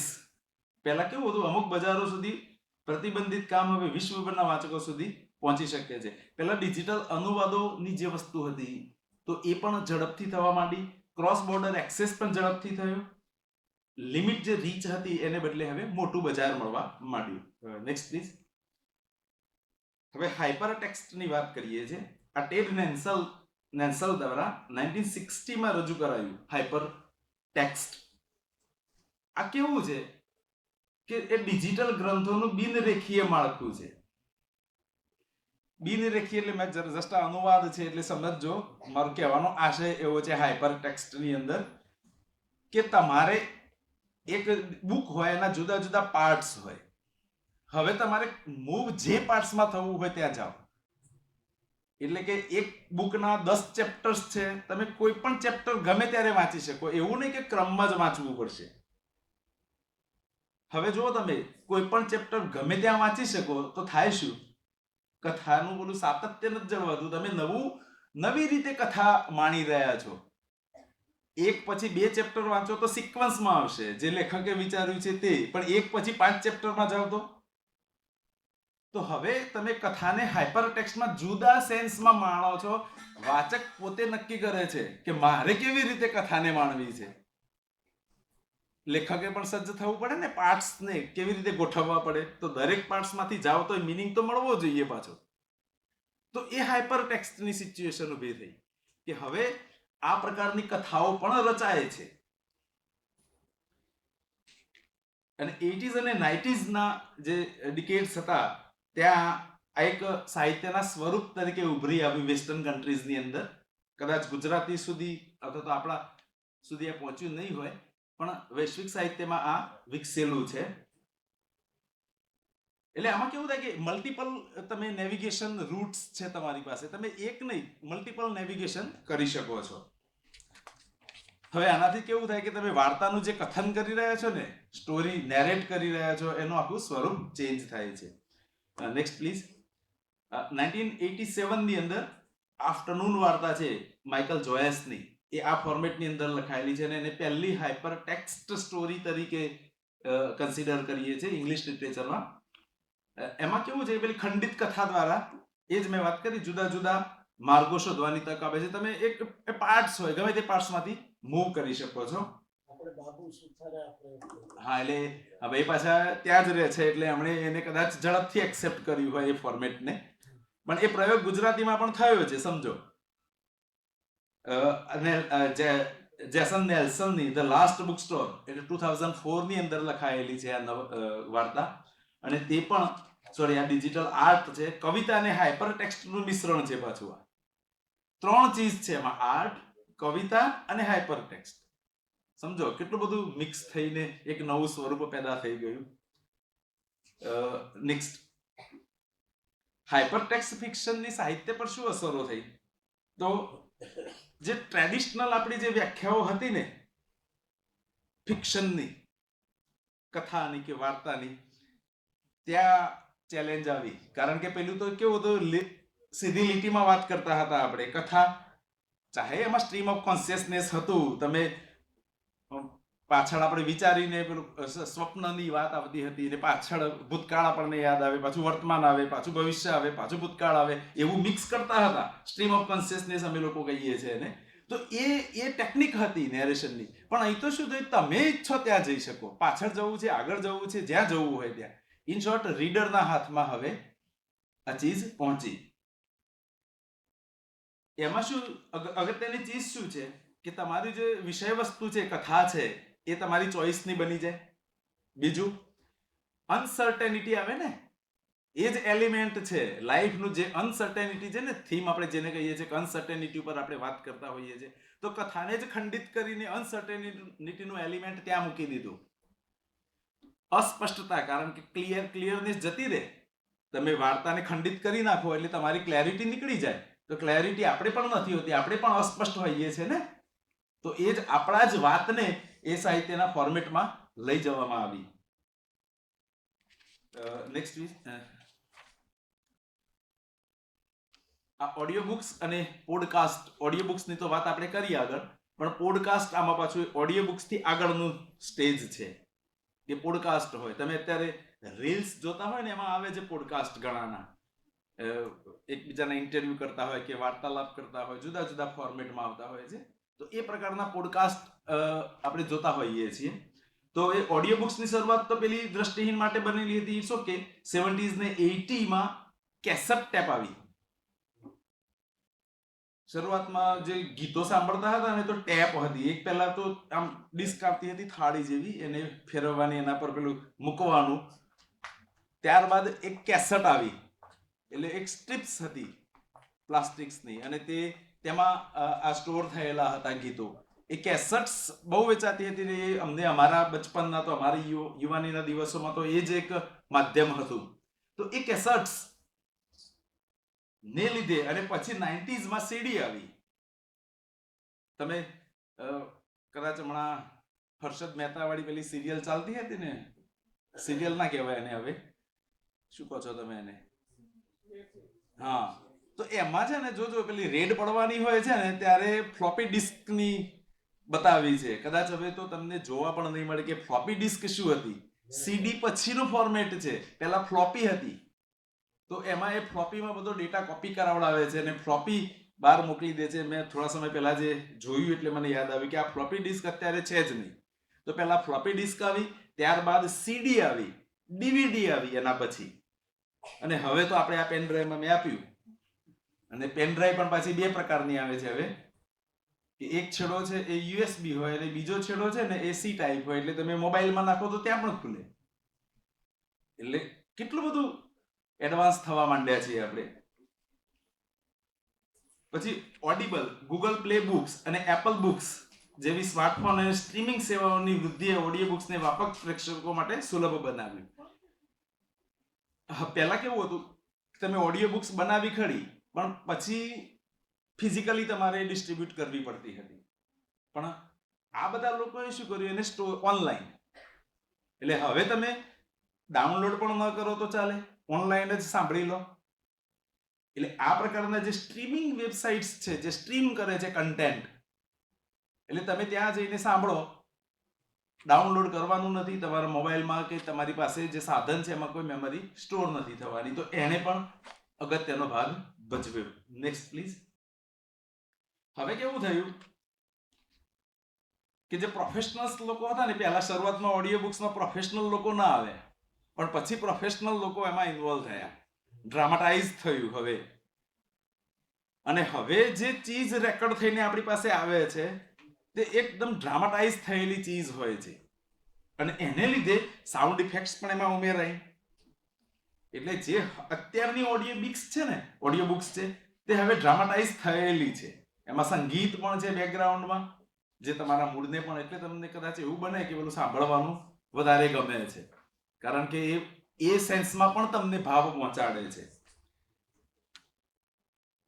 આ હેરી પોટર સિરીઝ હતી, અને કેટ રીડિંગ જેવા જાણીતા વાચકોનું સ્ટાર બનવું, આ હેરી પોટરનું સ્ટાર બનવું છે ને, એ ત્યાંથી જ શરૂ થયેલું છે, કારણ કે એ ઓડિયો બુક્સ તરીકે સૌથી પહેલા પ્રકાશિત થયેલી. પછી હેરી પોટર ફિલ્મ બની એ જુદી વસ્તુ છે, પણ શરૂઆત ત્યાંથી થઈ હતી. Next please. હવે પોડકાસ્ટને લીધે લિટરેચર પર શું અસર પડી? તો વાર્તા કહેવાનું નવું સ્વરૂપ જ વિકસાવ્યું, જેનાથી પેલી જે સિરિયલાઇઝડ, ધેટ મીન્સ કે હપ્તામાં જે આવતી હોય ને ઓડિયો નાટકો, ચર્ચાઓ, લેખકો સાથેની મુલાકાતો, એ લોકપ્રિય થવા માંડી. જે સાહિત્ય પોડકાસ્ટના જે સર્જકો હતા, એ સાહિત્ય, નોન ફિક્શન અને કોમેન્ટ્રી, આ બધાનું મિક્સ કરે છે. તમે જો કદાચ કોઈ પોડકાસ્ટ સાંભળ્યું હોય ને તો તમને સમજાશે કે એ લોકો છે ને એ બધી જ ચીજ મિક્સ કરીને એક નવું જ ફોર્મેટમાં વાત કરે છે આપણી સાથે. અત્યારે ગુજરાતી ફિલ્મો પર એક સરસ વાત થઈ રહી છે, પોડકાસ્ટ ચાલી રહ્યું છે, અને જુદા જુદા આપણા કલાકારો છે, ગુજરાતી કલાકારો ફિલ્મોના, અને કસબીઓ બધા જ ગુજરાતી ફિલ્મોના, એમના પોડકાસ્ટ આવી રહ્યા છે. તમે સાંભળશો તો તમને લાગશે કે ફોર્મેટ જ આખું બદલાઈ ગયું છે. લેખકો અને પ્રકાશકોના પુસ્તક પ્રમોશનના પ્લેટફોર્મ તરીકે પણ, કે વાર્તાના ટુકડા કહેવાના અને પછી પાછા પુસ્તક પાસે જાઓ, તો એ પ્રકારની વાત પણ માર્કેટમાં આવવા માંડી છે. કેટલાક પોડકાસ્ટે વિશાળ ફેન બેઝ બનાવ્યો છે. કેટલાક લોકો એટલા ફેમસ બની ગયા છે હવે ડિજિટલી, અને એમના ફેન બેઝ એટલા બધા મોટા હોય છે કે હવે તો એ લોકો શું કરે છે, જે કથામાં જ પાર્ટિસિપેટ કરે, ફેન વધારે હોય, પોડકાસ્ટ કહેવાની. હવે આપણે આગળ શું કહેવું આનાથી, તમે અમને ફીડબેક આપો. ફીડબેકને આધારે પાછી કથા એ દિશામાં જાય, એટલે પાર્ટિસિપેશન, રિયલ ટાઈમ પાર્ટિસિપેશન પણ વધવા માંડ્યું. Next please. હવે ડિજિટલ જે સાહિત્ય આવ્યું એમાં જે ફોર્મ્સ બદલાયા, એટલે વર્ચ્યુઅલ રિયાલિટી અને ઓગમેન્ટેડ રિયાલિટી, બે પ્રકારની રિયાલિટી અત્યારે, આ બે ટર્મ છે ને એ બહુ ફેમસ છે ડિજિટલ વર્લ્ડમાં. વીઆર અને એઆર ટેકનોલોજી કહીએ છીએ અમે લોકો એને. વીઆરમાં કેવું હોય કે વાચકો જે છે ને, તમે પોતે એ પેલી પહેરી લેશો સામે, અને 3D માં તમે પેલું મૂવી નિહાળતા હોય ને જે અસર થાય છે ને તે આવે, એને વર્ચ્યુઅલ રિયાલિટી કહીશું આપણે. એટલે તમે જ્યાં બેઠા છો ત્યાં કશું નથી, પણ તમે ખરેખર એવું લાગે છે કે તમે ખરેખર ખીણમાં પડ્યા. આપણે ઊભા થઈ જઈએ છીએ કે આપણે બચવાની કોઈ છે. વીઆર ની 3D સાહિત્યનો અનુભવ થઈ શકે છે. એમાં એના સેટિંગ્સમાંથી પસાર થઈ શકે કે રિયલ ટાઈમ પાત્રો સાથે વાર્તાલાપ, તમને એવું લાગે કે હું જ વાત કરું છું આ પાત્ર સાથે. હવે એ પ્રકારે સ્ટોરીઝ અને 3D માં કન્વર્ટ કરવામાં આવી રહી છે. ભવિષ્યમાં શું થશે? એવી વાર્તાઓ હોઈ શકે મે બી કે જે વાચકની લાગણીઓ, પસંદગીઓ અથવા પર્યાવરણ પરના ફેરફાર પર પ્રતિક્રિયા આપે, ટેક્સ્ટને વર્ચ્યુઅલ વિશ્વ સાથે મિશ્રિત કરે, જે અગાઉ કાલ્પનિક કથા સુધી મર્યાદિત હતી. મે બી આ થઈ શકે છે કે પહેલા આપણે કાલ્પનિક ગણતા હતા, પણ હવે તો તમે જ કલ્પના કરશો એ પ્રમાણે સામેનું પાત્ર તમને જવાબ આપશે, પાછું એ પ્રમાણે કથા ચાલશે. આવું બની શકે છે કે કોઈ મૂવી એવું હશે કે જે તમે સાધન પહેરીને બેઠા હશો ને તમે જે કસ્ટમાઇઝ કરશો ને એ પ્રમાણે મૂવી ચાલે. મે બી આવું પણ શક્યતાઓ છે, અને જે કદાચ તમે તો અનુભવશો, જોશો પણ ખરા. હવે પેલું એવું નહીં કે આ મૂવી બની ગયું ને એ જ એમણે જે સ્ટોરી કીધી છે આપણે જોઈને પાછા આવી જવાનું. તમને ગમે એવી સ્ટોરીને વળાંક આપો હવે, એમ બનશે એવું. Next please. હવે ઇન્ટરેક્ટિવ સ્ટોરી ટેલિંગ ગેમ્સ. હવે ગેમ્સ પણ એવી બનવા માંડી કે જે ઇન્ટરેક્ટિવ હોય. તમે ફીડબેક આપો તે પ્રમાણે ગેમ બદલાય, મૂવ થાય. હવે ગેમ્સ તમે કેટલી રમ્યા છો, કારણ કે મોટે ભાગે એ જ કરતા હોવ છો, એટલે તમને ખબર છે કે એમાં કેવા કેવા સ્ટેજીસ આવતા હોય છે અને શું શું હોય છે. અમારા કરતા વધારે તમને ખબર હશે. પણ the wear 3, life is strange કે ડેટ્રોઇટ બીકેમ હ્યુમન જેવી વિડીયો ગેમ્સ હતી. આ બધી પહેલા વિડીયો ગેમ્સ આવેલી, પછી હવે મોબાઈલમાં આવી ગઈ છે એન્ડ્રોઈડની. એ ગેમ પ્લે સાથે વાર્તા કથાનકને મિક્સ કરે છે. એટલે એમાં કેવું થાય કે જે વાચક છે, હવે પાછો એક ખેલાડી પણ હોઈ શકે ને, કારણ કે ગેમ રમો છો તમે, એટલે તમે ખેલાડી પણ છો અને વાચક પણ છો, વાર્તા પણ વાંચો છો, કારણ કે એ લિટરેચરને લગતી ગેમ છે. તો એ તમે નક્કી કરો, દિશા આપણે આપવાની છે, તો તમે નક્કી કરો તે પ્રકારે સ્ટોરી ચાલશે. અહીં એક ઉદાહરણ હું આપવા માંગુ છું. એલિસ ઇન વન્ડરલેન્ડ, આ નામ સાંભળ્યું હશે તમે, સાંભળ્યું છે ને? પણ બીજું એક છે એલિસ ઇન બોર્ડરલેન્ડ. બરોબર? એલિસ ઇન વન્ડરલેન્ડ જુદી ચીજ છે, પણ એલિસ ઇન વન્ડરલેન્ડ સર્ચ કરજો, ગૂગલમાં મળી જશે.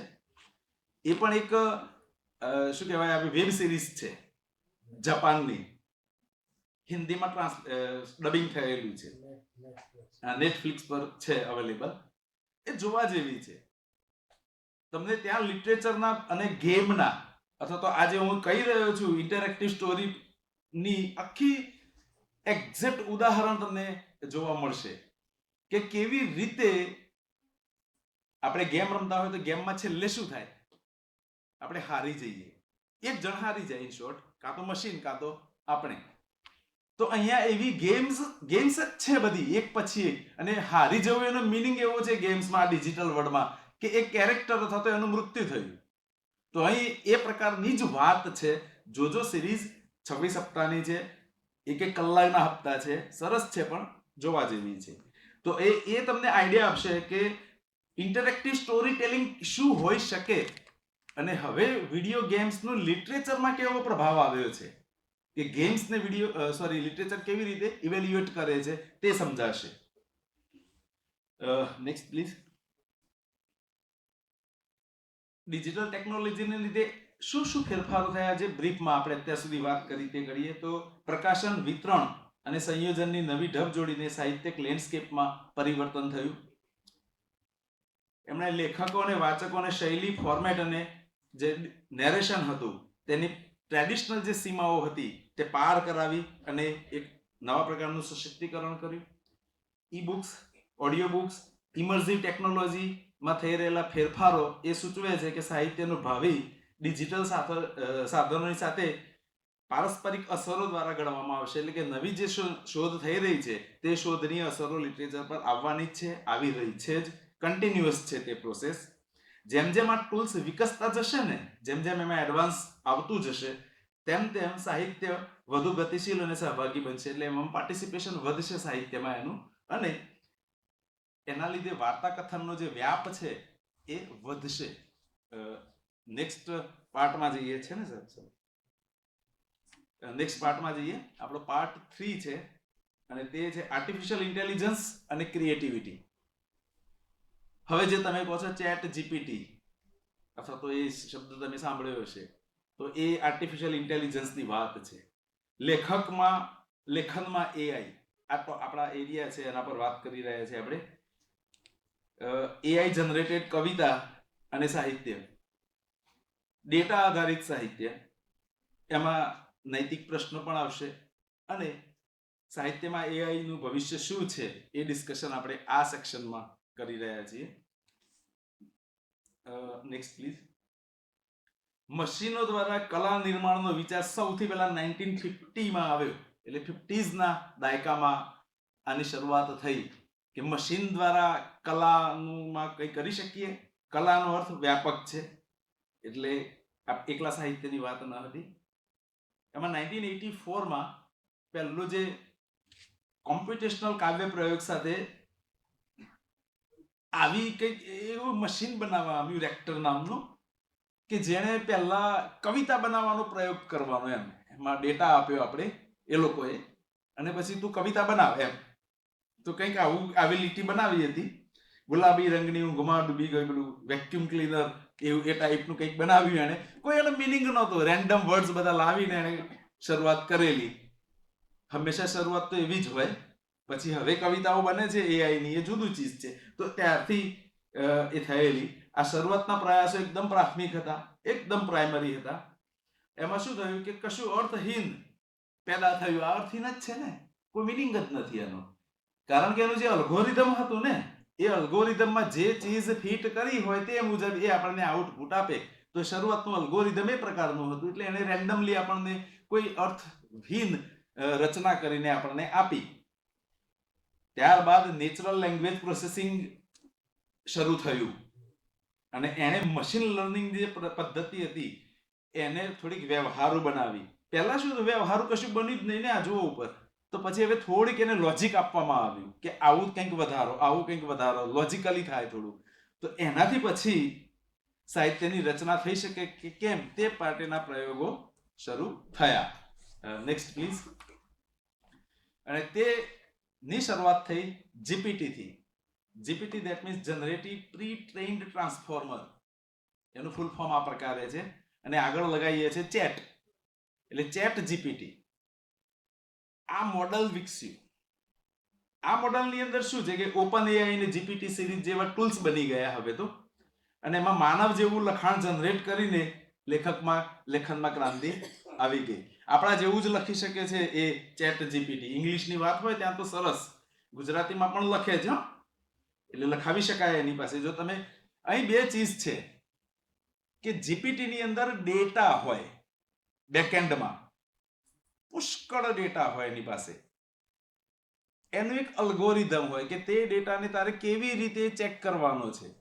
અને એ ડેટાને ચેક કરવા માટે આપણે સામે કમ્પ્યુટર પર બેઠો છે એને શું પ્રોમ્પ્ટ્સ આપ્યા છે, કમાન્ડ્સ શું આપ્યા છે. ધેટ મીન્સ કે તમે પૂછી શું રહ્યા છો. તમારા પૂછવામાં જો ખામી હોય તો કમ્પ્યુટર એનો એ જ પ્રકારે રિપ્લાય આપશે, એટલે તમને તમારું ઈચ્છિત વસ્તુ મળશે નહીં.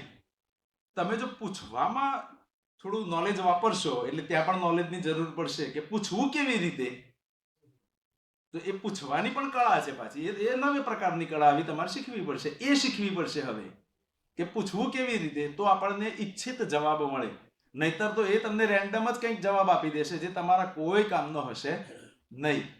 બાકી તમે એને પહેલા બ્રોડ વસ્તુ પૂછો, પછી એક એક વસ્તુની ડિટેલ પૂછો, એને જો એ પ્રમાણે જાઓ તો તમને કમ્પ્યુટર આ જીપીટી વાળા, જેને એઆઈ કહીએ છીએ આપણે, એ તમને પ્રોપર તમારે જોઈએ છે જે ચીજ આપશે.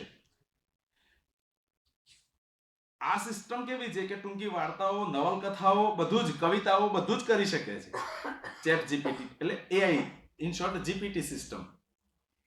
હવે તો પેલું જીપીટી 3 અને જીપીટી 4 સુધી એ વિસ્તર્યું છે, એમાં એક્સપેરિમેન્ટ થઈ રહ્યા છે ને અત્યારે જીપીટી 4 ચાલે છે. એ તમને વિચારણા અને મુસદ્દો તૈયાર કરવા જેવા કામ માટે પણ ઉપયોગમાં લેવાય છે. પહેલા એ સાદી વાત હતી, પણ હવે તમે એને મારે આવો ડ્રાફ્ટ કરી આપો એમ કહીશું તો જીપીટી 4 છે એ કરી આપશે કે આના પર મારે વિચારણા કરવી છે. તો તમારી આખી જે નવલકથા આપી હશે, નવલકથા પર તમને ક્રિટિસાઇઝ કરીને પણ આપશે કે આ મુદ્દા છે આમાં વિચારવા જેવા, એના પર તમે એક્સપાન્ડ થઈ શકો. પછી એમાં સ્યુડોરાઇટ, જાસ્પર અને રાઇટ સોનિક જેવા પ્લેટફોર્મ પણ છે. આ પ્લેટફોર્મ એવા છે જે એઆઈ વાળા છે, જીપીટી વાળા છે. એ તમને લેખકોને જે મુશ્કેલીઓ પડી રહી છે તે મુશ્કેલીઓ, કે નવો થીમ્સ, કે મને સૂચવો આ પ્રકારનો થીમ અત્યારે, અથવા તો આ પ્રકારનો પ્લોટ છે મારી પાસે, અથવા તો મારે આ થીમ પર વાર્તા લખવી છે, તો એની આઉટલાઈન આપો તો એ આપશે તમને. તો એ પણ કરી શકાય છે. Next please. હવે કેવું થાય કે જીપીટી દ્વારા જે સાહિત્ય રચાઈ રહ્યું છે તો એ તમારો કો ઓથર બની ગયો ને. તમે સૂચનાઓ આપી, એને લખીને આપ્યું, તો હવે કો ઓથર તો જીપીટી કહેવાય ને તમારું. તો એક નવી આ લોકપ્રિયતા થઈ રહી છે લેખન સહાયક અથવા તો કો ઓથર જેવો કન્સેપ્ટ બજારમાં આવી રહ્યો છે લિટરેચરમાં. એઆઈ શું છે, એ માણસનું સ્થાન તો લઈ ના શકે, કારણ કે ગમે તે તો તે મશીન તો છે જ, પણ આપણે જો એને પ્રોપર સૂચનાઓ આપીશું, એને ડાયરેક્શન આપીશું, તો આપણે જે પ્રકારની રચના જોઈએ છે, જે પ્રકારની કલા જોઈએ છે, તે પેદા કરી શકીએ છીએ. અને એવી રીતે આપણે લેખનમાં એની મદદ લઈ શકીએ છીએ, તો એ કો ઓથર થયું કહેવાય. Next please.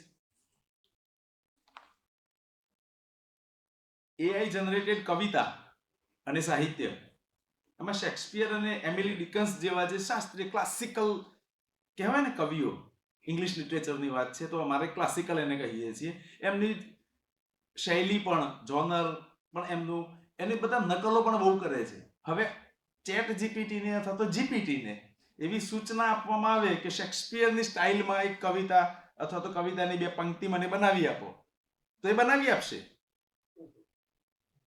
સમજે? હવે તમે નવું એમાં એક્સપેરિમેન્ટ કરો કે હવે ટીએસ એલિયટ અને શેક્સપિયરની બેની તદ્દન ભિન્ન શૈલી છે, તો બેનું મિક્સ કરીને મને આપો, તો કંઈક વર્ણશંકર જેવું આપશે ખરું એ તમને, જે કશું હશે નહીં ઉપયોગી, પણ વર્ણશંકર બનાવી તો શકશે જ. હવે તમે અત્યારના જે જનરેશન છે એ જનરેશનને અનુકૂળ કોઈ શૈલી વિકસાવવા માંગતા હોય અને કહો તો એ કંઈક તમને દિશા આપે, શરૂઆત કરી આપે, પાછળ તો તમારે જ કરવું પડે. 2018માં આઈ ધ રોડ, આ એક નવલકથા છે રોસ ગુડવિનની. એ રોડ ટ્રીપના વર્ણનો હોય, રોડ મુસાફરી કરીએ આપણે, રોડ ટ્રીપ કરી હોય, પહેલા શું કર્યું કે આ રોડ ટ્રીપના જેટલું પણ સાહિત્ય હતું ને, પ્રવાસ સાહિત્ય જેને કહીએ આપણે, એ પ્રવાસ સાહિત્યનો ડેટા એને આપવામાં આવ્યો અને પછી આણે એક્સપેરિમેન્ટ કર્યું કે એક નવલકથા લખ આ થીમ પર. સમજાય? એટલે પહેલા ડેટા આપી દીધો, એમાં કેવા કેવા પ્રકારના શબ્દો વપરાય, કેવી શું વર્ણન હોય, એવું કમ્પ્યુટરને મિલિયન્સ ઓફ વર્ડ્સ આપ્યા હોય, અને પછી એમ કીધું હોય કે હવે સ્ટોરી બનાવતું. તો આમ તો શું થયું, એ પહેલી સ્ટોરી કહીશું ચેટ જીપીટી એ બનાવી હોય એવી, એ અવ્યવસ્થિત જ નીકળી. પહેલી તો એમ જ હોય, કોઈ એમાં આવ્યું નહીં, પણ એમાં શું થયું, સ્ટ્રીમ ઓફ કોન્શિયસનેસની શૈલી એમાં આવી. કારણ કે મોટા ભાગના જે લેખકોએ લખ્યું હશે ને પ્રવાસ સાહિત્ય, એ સ્ટ્રીમ ઓફ કોન્શિયસનેસ નો ઉપયોગ કર્યો હશે, એટલે આણે પણ એનો જ ઉપયોગ કર્યો. તમે સમજો? એટલે એણે એવું પકડી લીધું કે પ્રવાસ સાહિત્ય લખતી વખતે આ શૈલી વધારે વપરાય છે, તો એણે એ શૈલીમાં અવ્યવસ્થિત વાત લખી. વાર્તામાં કોઈ મિનિંગ હતો નહીં, પણ એવો પ્રયોગ થયો સૌથી પહેલો. એટલે ધીમે ધીમે આગળ વધશે અને એને થોડુંક મજબૂત સ્વરૂપ અપાશે અને કંઈક એમાંથી નીકળશે. Next please. એઆઈ થી શું થાય કે હવે આના આધારે આપણે એવું તો કહી શકીએ ને કે એઆઈ એ જે ડેટા આપ્યો હતો પ્રવાસ સાહિત્યનો, એમાં કઈ શૈલી છે, ધેટ મીન્સ કે સ્ટ્રીમ ઓફ કોન્શિયસનેસ પકડી એણે, તો બીજું પણ તમે જો ડેટા આપો તો એમાંથી એ શૈલી તો પકડી શકે છે. સમજાય? એટલે શૈલી પકડવા માટે આ એઆઈ નો ઉપયોગ થઈ શકે છે. પછી શું કર્યું, ઇનપુટ અથવા પ્રોમ્પ્ટ્સના આધારે ટેક્સ્ટ જનરેટ કરીને એઆઈ વિવિધ સાહિત્યિક શૈલીઓ અથવા થીમ્સનું અન્વેષણ કરી શકે છે, જે માટે માણસને વર્ષો લાગે. ડેટા આધારિત એનાલિસિસ કરવાનું હોય તો ડેટા આધારિત, જેને આપણે નંબર ગણીને કરવાનું હોય કંઈ પણ, તો એ આ ઝડપથી કરે, માણસને તો સમય લાગે ઘણો બધો, તો એમાં પણ ઉપયોગ થઈ શકે ને એમાં એઆઈ નો ઉપયોગ થઈ શકે. પેલું નહીં, મશીનને જ કહેવાનું છે કે આ શબ્દ કેટલી વાર આવે છે નવલકથામાં, મને બતાવ, તો ગણીને કહેશે. સમજે? એ પ્રકારની વાત છે. અને જો હાઇબ્રિડ કામ કરીએ આપણે, માણસ અને મશીન ભેગા મળીને, ધેટ મીન્સ કે એઆઈ અને હ્યુમન એને ડાયરેક્શન આપે, તો કદાચ થોડું વધારે સામાન્ય થતું, વધારે સારી રીતે આપણે કામ લઈ શકીએ એની પાસેથી. Next please. આમાં કેવું છે કે એઆઈ છે ને આપણી ફિલિંગ્સ વાળી વાત છે ને, માણસ પાસે ફિલિંગ્સ છે અને આપણે છે ને થોડા ચંચળ છીએ, એટલે ફિલિંગ્સમાં પણ ઝડપથી બદલાવ આવે છે આપણા. એ એઆઈ નથી સમજી શકતું. એ ફ્લેટ એને જે ડાયરેક્શન આપી હોય એ જ સમજે છે. એટલે ભાવનાત્મક ઉડાણ જે આપણે કહીએ છીએ, આપણા ચિત્તની અંદર જે ઊંડાણ રહેલું છે, તે કે રિલેવન્સી રહેલી છે, એ વિષયો આપણે જ કરી શકીએ, મશીન ન કરી શકે. આ વિષયો પર આપણે જ લખી શકીએ, હ્યુમન જ લખી શકે.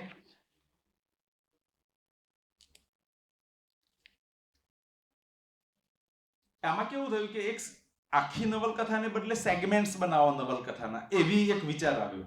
પાર્ટ્સ બનાવો, આખી નવલકથા નહીં, એક ટુકડો નવલકથાનો એઆઈ બનાવે, થોડુંક આપણે બનાવીએ, પ્રોમ્પ્ટ્સ આપ્યા, પછી થોડી એઆઈ બનાવે, તો એવા પાર્ટ્સ સેગમેન્ટ્સમાં બનાવ્યું, એવા પ્રયોગો પણ થયા છે. નેક્સ્ટ. હવે લેખકો અને જે રિસર્ચર્સ છે તે આ ડેટાનો ઉપયોગ કરી રહ્યા છે કે કેવી રીતે ક્રિએટિવિટી યુઝ થયેલી છે, તે ક્રિએટિવિટીને એનાલાઇઝ કરી શકીએ, આપણે તપાસી શકીએ. ટ્રેન્ડ્સ શું ચાલી રહ્યા છે અત્યારના કયા થીમ્સ વધારે ચાલે છે, તો એનું વિશ્લેષણ કરવા માટે આ ટેકનિકનો ઉપયોગ થઈ શકે છે.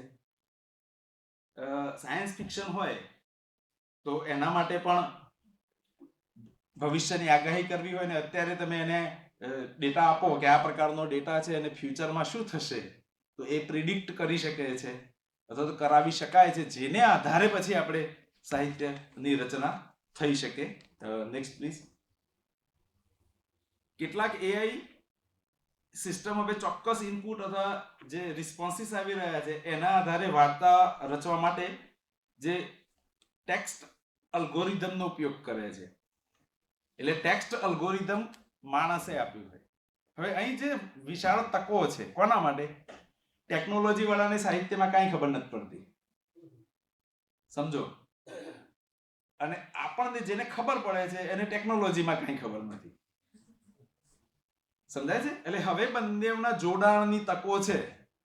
કેરિયર છે ક્યાંક કે જો તમારી પાસે લિટરેચરનું નોલેજ છે, સાથે સાથે તમે ફક્ત એને સમજાવી શકો કે આ રીતે કર અથવા તો આવી રીતે ડાયરેક્શન આપ, તો એ આઉટપુટ આપી શકશે.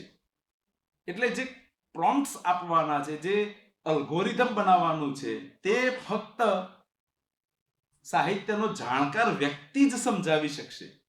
જે સાહિત્ય ન જાણતો હોય તે કરાવી શકશે નહીં. એટલે અહીં એક કેરિયરની ઓપોર્ચ્યુનિટી પણ છે કે જો તમે એ પ્રકારનું તૈયારી કરો અથવા તો તમારી પાસે એ પ્રકારની સ્કિલ ડેવલપ થાય તો તમે એ ઉપયોગી થઈ શકો. આ એઆઈ ડંજિયન જેવા ઇન્ટરેક્ટિવ સ્ટોરી પ્લેટફોર્મ છે. તમે જો એઆઈ ડંજિયન સર્ચ કરશો તો આ સ્ટોરી પ્લેટફોર્મ છે ઇન્ટરેક્ટિવ ધેટ મીન્સ આપણે પ્રોમ્પ્ટ આપવાનો, એ આપણને આપશે, એમ કરતા કરતા એક સ્ટોરી બનશે. કેવી બને છે તો તમારે ચેક કરવી પડે કે તમે પ્રોમ્પ્ટ આપવામાં કોઈ ભૂલ તો નથી કરતા ને. જો તમે ભૂલ કરશો તો સ્ટોરી ભૂલવાળી બનશે, જો તમે પ્રોપર આપશો તો સ્ટોરી જનરેટ થશે. એમાં પણ એઆઈ ની પુષ્કળ શક્યતાઓ છે કે એમાં જુદા જુદા ઇમ્પ્રુવમેન્ટ્સ થઈ શકે એમ છે અને તેમાં આપણે હેલ્પ કરી શકીએ એમ છીએ. Next please. હવે નૈતિક પ્રશ્નની વાત આવે છે. એઆઈ દ્વારા કંઈ પણ રચવામાં આવે તો એના માલિક કોણ? 3 પાર્ટ થયા. મેં તમને કીધું કે એક લિટરેચર વાળો વ્યક્તિ છે કે જે સૂચનાઓ આપે છે પેલા એઆઈ ને, પ્રોમ્પ્ટ્સ આપી રહ્યો છે, એના આધારે જનરેટ કરાવી રહ્યો છે. એટલે એક માણસ છે. બીજો માણસ એ છે કે જેણે બધા કમાન્ડ્સને કેવી રીતે પ્રોસેસ કરવા, એટલે બેકએન્ડ ની અંદર એને પ્રોગ્રામ બનાવીને ફિટ કરેલો છે એઆઈ નો. એ ટેકનોલોજી વાળો માણસ છે. અને આ બધું ભેગું કરીને આપે છે કમ્પ્યુટર અથવા તો એઆઈ સ્ક્રિપ્ટ જે હોય તે. તો ઓથરશિપ કોની? કોપીરાઇટ કોના? આ પ્રશ્નો છે. હવે હજુ તો કાનૂની રીતે આ જે કો-ઓથરશિપ છે ને એઆઈ ની અને આપણી, એને લીગલી તો હજી એના પર કોઈ દેશમાં ક્યાંય વિચારણા થઈ નથી, પણ હવે થશે. કારણ કે જેમ જેમ પ્રશ્ન ઉદ્ભવશે તેમ તેમ એનો ઉકેલ શોધવામાં આવશે. અત્યારે પ્રશ્ન બની રહ્યો છે, જનરેટ થઈ રહ્યો છે. આ પ્રશ્ન હવે ધીમે ધીમે સામે આવી રહ્યો છે. એટલે તમે જો ઇલેક્શનની અંદર પણ તમે જોયું હોય તો કે નેતાઓના નકલી વિડીયો, ફેક વિડીયોઝ બનતા હતા અને એ રીતે પણ ઉપયોગ થતો હતો. ટેકનોલોજીનો આ નેગેટિવ ઉપયોગ પણ પોસિબલ છે. હા, વિવેક આપણી પાસે છે કે સાચું શું છે, ખોટું શું છે, તેનો વિવેક આપણી પાસે હોવો જોઈએ. અને જો તમે ટેકનોલોજી જાણતા હશો તો તે વિવેક તમારી પાસે આવશે. બાકી જો ટેકનોલોજીની તમને ખબર જ નહીં હોય તો એ વિવેક પણ નહીં આવે. એટલે કયા એસએમએસ ની લિંક પર ક્લિક કરવાનું ને ક્યાં નહીં કરવાનું, ક્યાં કેવાયસી કરાવવાનું અને ક્યાં નથી કરાવવાનું, એ વિવેક કોઈ નહીં શીખવે તમને. સરકાર તો છાપામાં, ન્યૂઝપેપરમાં બધે આપે છે, તમને વારંવાર એસએમએસ મોકલીને જણાવે છે, તોય આપણે લિંક પર ક્લિક કરીએ છીએ. તોય આપણે પેલા ડિજિટલ એરેસ્ટને સાચું માનીએ છીએ કે ડિજિટલ એરેસ્ટ સાચું નથી, ગમે તેવા ફોન આવે તો એ માનવાનું નથી, પણ માનીએ છીએ ને, ઘણા લોકો માને છે, છેતરાય છે અત્યારે. તો ટેકનોલોજીનો આ નેગેટિવ પણ પાસું છે જ, પણ સાથે સાથે પોઝિટિવ પણ છે. Next please. એઆઈ જનરેટેડ સાહિત્ય છે એ પ્રામાણિક કહેવાય? આ પ્રશ્ન છે. કારણ કે એમાં તો શું છે, પાસ્ટનું જે બધું સાહિત્ય છે એનો ડેટા આપેલો છે એને, એમાંથી એ પેદા કરે છે, તો એ ઓરિજિનલ ક્યાં છે? એટલે હવે પ્રામાણિકતાનો પણ એક પ્રશ્ન છે જ, આના પર ચર્ચા થશે જ, 100% થવાની. અને એ પછી જે વિશ્વ નિર્ણય કરશે તે પણ સાહિત્ય વિશ્વમાં આની ચર્ચા થશે. શું માનવ જનરેટેડ વસ્તુ જે છે એ માનવ જેટલી જ ભાવનાત્મક અથવા બૌદ્ધિક હોઈ શકે? પ્રશ્ન છે, આટલી હોઈ શકે? એટલે જો મેં આગળ કીધું કે એઆઈ ને શું કર્યું, વિશાળ ડેટા સેટ્સ પર તાલીમ આપવામાં આવે છે, જેમાં પક્ષપાતી, ચોક્કસ અથવા હાનિકારક સામગ્રી પણ હોઈ શકે. એટલે આપણા ચોક્કસ નેતાઓના વિશે એઆઈ માં પ્રશ્ન પૂછો, ગૂગલ પર ક્યાંક સર્ચ કરો તો એ તમને કંઈક જુદા જ પ્રકારનું સામે આપશે કે આ માણસ તો આવું છે. તમારા પર જ શોધજો ને, તમે તમારું નામ લખીને પૂછજો એઆઈ માં કે આ કોણ છે, આમનો પરિચય આપો, એટલે તમારા વિશે પરિચય આપશે તમને એઆઈ, અને એ પરિચય જોજો કે કેટલો સાચો છે, તો તમને પણ મજા આવશે. આ જોવા જેવું એક એરિયા છે. એમાં છે ને ક્રિએટિવિટી, મૌલિકતા અને સાહિત્ય ચોરી, આની જે રેખા છે ને પાતળી બની જાય છે કે ભાઈ સાચું શું, ક્રિએટિવિટી કઈ બેમાંથી, ચોરી જ કહેવાય. હું તો એ મત નો છું, પણ હવે કેટલાક એને મૌલિક પણ ગણે. હવે નવું જમાનો એને મૌલિક ગણીને સાહિત્ય ગણશે, આખું એક નવું સ્વરૂપ આપીને, તો મે બી. પણ ખરેખર તો તમે બીજાની કોપી જ લીધી છે, ત્યાંથી જ ખેંચી લાવ્યા છો, તો એ ચોરી જ છે. Next please. એઆઈ છે ને એ સર્જનાત્મક પ્રક્રિયામાં એક ભાગ તરીકે પણ વિકસિત થઈ શકે. એનો એઝ ઇટ ઇઝ ઉપયોગ કરવાને બદલે પાર્શિયલ યુઝ કરવામાં આવે, જેમ કે આપણે વાચકોના પ્રતિસાદને આધારે રિયલ ટાઈમમાં સહલેખન અથવા વર્ણનમાં પરિવર્તન કરવું, આવું બની શકે. કે દાખલા તરીકે રિયલ ટાઈમ તમે કથા લખી રહ્યા છો, જેમ પેલી ફેસબુકની સ્ટોરી લખતા હોય ને, સ્ટોરીનો એક પાર્ટ લખ્યો, પછી હવે તમે છોડી દો છો, કોમેન્ટ સેક્શન જોવાનો, કોમેન્ટ્સમાં જે આવે ત્યારબાદ આગળ જવાનું, એના આધારે જવાનું, આવું કંઈક થઈ શકે. અને એવું થઈ રહ્યું છે. આગળનું મારું એ સેક્શન છે કે જેમાં હું એ એરિયા એક્સપ્લોર કરું છું, કરી રહ્યો છું. એટલે કે ઇન્ટરેક્ટિવ અને રસપ્રદ વાર્તા કથન થઈ શકે. અહીંયા આવી શક્યતાઓ પડેલી છે. એઆઈ જનરેટેડ આર્ટ નો આ એક નવો જ એરિયા છે, કે આ ફોર્મ છે કે જે ઉભરી રહ્યું છે અત્યારે. એમાં સ્ક્રિપ્ટ કે અવાજ, સંગીત અને વિઝ્યુઅલ્સને અનુરૂપ મલ્ટીમીડિયા નિર્માણ કરે છે. અત્યારે એવું તમને બતાવે છે લોકો કે યુટ્યુબ પર વિડીયો બનાવીને કેવી રીતે કમાવી શકાય, અને કંઈ પણ કર્યા વિના. તો એ જુદા જુદા પ્લેટફોર્મ્સ આપે છે કે તમે એક્સ પ્લેટફોર્મ પર જાઓ, સર્ચ કરો કે અત્યારે ટ્રેન્ડ્સમાં કઈ બાબત સૌથી વધારે ટ્રેન્ડિંગ છે, જેને લોકો લાઈક કરતા હોય, તો તમને આ વિષય આપે. હવે એમાંથી તમે પાછો ચોક્કસ વિષય પકડો અને સૂચના આપો કે આની મને સ્ક્રિપ્ટ લખી આપ, તો બીજો એક પ્લેટફોર્મ છે જે તમને સ્ક્રિપ્ટ લખી આપશે. ત્રીજું એક પ્લેટફોર્મ છે કે જે એ સ્ક્રિપ્ટ પરથી તમને નેરેશન કરી આપશે, એટલે તમારે બોલવાનું પણ નથી, વાંચવાનું પણ નથી, એ જ તમને અવાજ રેકોર્ડ કરીને આપશે. ફિમેલ જોઈતો હોય તો ફિમેલ, મેલ વોઇસ જોઈતો હોય તો મેલ વોઇસ. અને તમે એને એમ કહેશો કે હવે આમાં મલ્ટીમીડિયા ઉમર, ઇમેજીસ ઉમેર કે પાછળ કંઈક મલ્ટીમીડિયા મૂકીને મને આપો, તો એ પબ્લિક ડોમેનમાં જે કંઈ પણ કન્ટેન્ટ પડ્યું હશે ત્યાંથી એને રિલેટેડ મટીરિયલ ઉપાડી અને તમને એક આખો વિડીયો બનાવીને આપી દેશે. ટૂંકમાં 4 પ્લેટફોર્મ થયા, 4 જગ્યાએ ગયા, પણ તમે તો શું કર્યું, ખાલી કમાન્ડ્સ આપ્યા છે. પણ તે છતાં આવું બની શકે છે, અને એવું મલ્ટીમીડિયા નિર્માણ થઈ શકે છે. Next please. આ સેક્શનમાં આપણે એવું કહી શકીએ કે મલ્ટીમીડિયામાં એ આપણો પોસિબલ પાર્ટનર હોઈ શકે. એ પોતે જ ક્રિએટ કરે એ અલગ વસ્તુ છે, પણ એ આપણો પોસિબલ પાર્ટનર હોઈ શકે. સહલેખનમાં કમ્પ્યુટરનો ઉપયોગ જોઈ શકાય. કર્તૃત્વ, મૌલિકતા અને અધિકૃતતાની પરંપરાગત જે આપણી ડેફિનેશન્સ છે, વિભાવનાઓ છે, એમાં ચેલેન્જીસ આવી રહેલી છે, અને એ ચેલેન્જીસ આવશે. એમાં એ પ્રમાણે અન્ડરસ્ટેન્ડિંગમાં ફેરફારો થશે. ટેકનોલોજીના વિકાસની સાથે સાહિત્યિક પ્રક્રિયામાં એઆઈની ભાગીદારી વધવાની સંભાવના છે જ. એટલે જેમ જેમ આપણી ડેવલપમેન્ટ વધતું જશે, જેમ જેમ ટેકનોલોજી એડવાન્સ થતી જશે, તેમ તેમ એની પાર્ટનરશિપમાં ફેરફારો આવતા જશે ને પાર્ટનરશિપ વધશે, ઘટવાની નથી.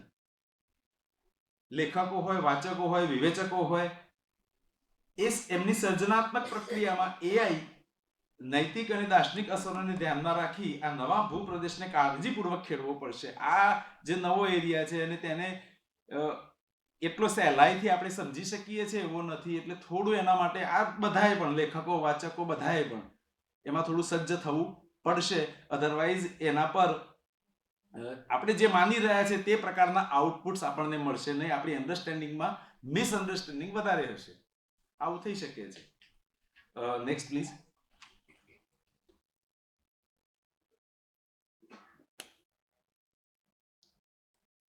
હવે સોશિયલ મીડિયાની વાત છે, જે તમને ખરેખર અત્યારે લાઈવ છે. મતલબ તમે તો સોશિયલ મીડિયાની અંદર જે તમે અત્યારે સૌથી વધારે ઉપયોગ કરી રહ્યા છો, એ સોશિયલ મીડિયા માં સાહિત્યનો શું પ્રભાવ થઈ રહ્યો છે. એમાં આ જુદા જુદા પોઈન્ટ્સ છે કે સાહિત્યિક અભિવ્યક્તિના પ્લેટફોર્મ તરીકે સોશિયલ મીડિયા અને સાહિત્યનું લોકશાહીકરણ, સાહિત્યિક શૈલી અને રચનાઓના નવા સ્વરૂપો, સાહિત્યિક કારકિર્દી પર સોશિયલ મીડિયાની અસર, સોશિયલ મીડિયા સાહિત્ય અને વાચક લેખક વચ્ચેના બદલાતા સંબંધો. આ પર આપણે ટૂંકમાં વાત કરીશું, બ્રીફમાં. હવે નેક્સ્ટ પ્લીઝ. સોશિયલ મીડિયા પ્લેટફોર્મ્સમાં વાર્તા કહેવી એણે એક નવું જ સ્વરૂપ આપ્યું છે. એમાં શું થયું, દાખલા તરીકે ટ્વિટર પર તમારે વાર્તા કહેવી છે તો લિમિટ છે તમારી. કેટલી? 140 કેરેક્ટર્સની લિમિટ છે ને, કે 140 કેરેક્ટર્સથી વધારે તમે કંઈ કહી શકતા નથી. અને તમારે હવે ટ્વીટ કરવાનું છે અને એમાં તમારે વાર્તા કહેવી છે, કવિતા લખવી છે. થઈ શકશે? થઈ શકે, થાય છે બધું.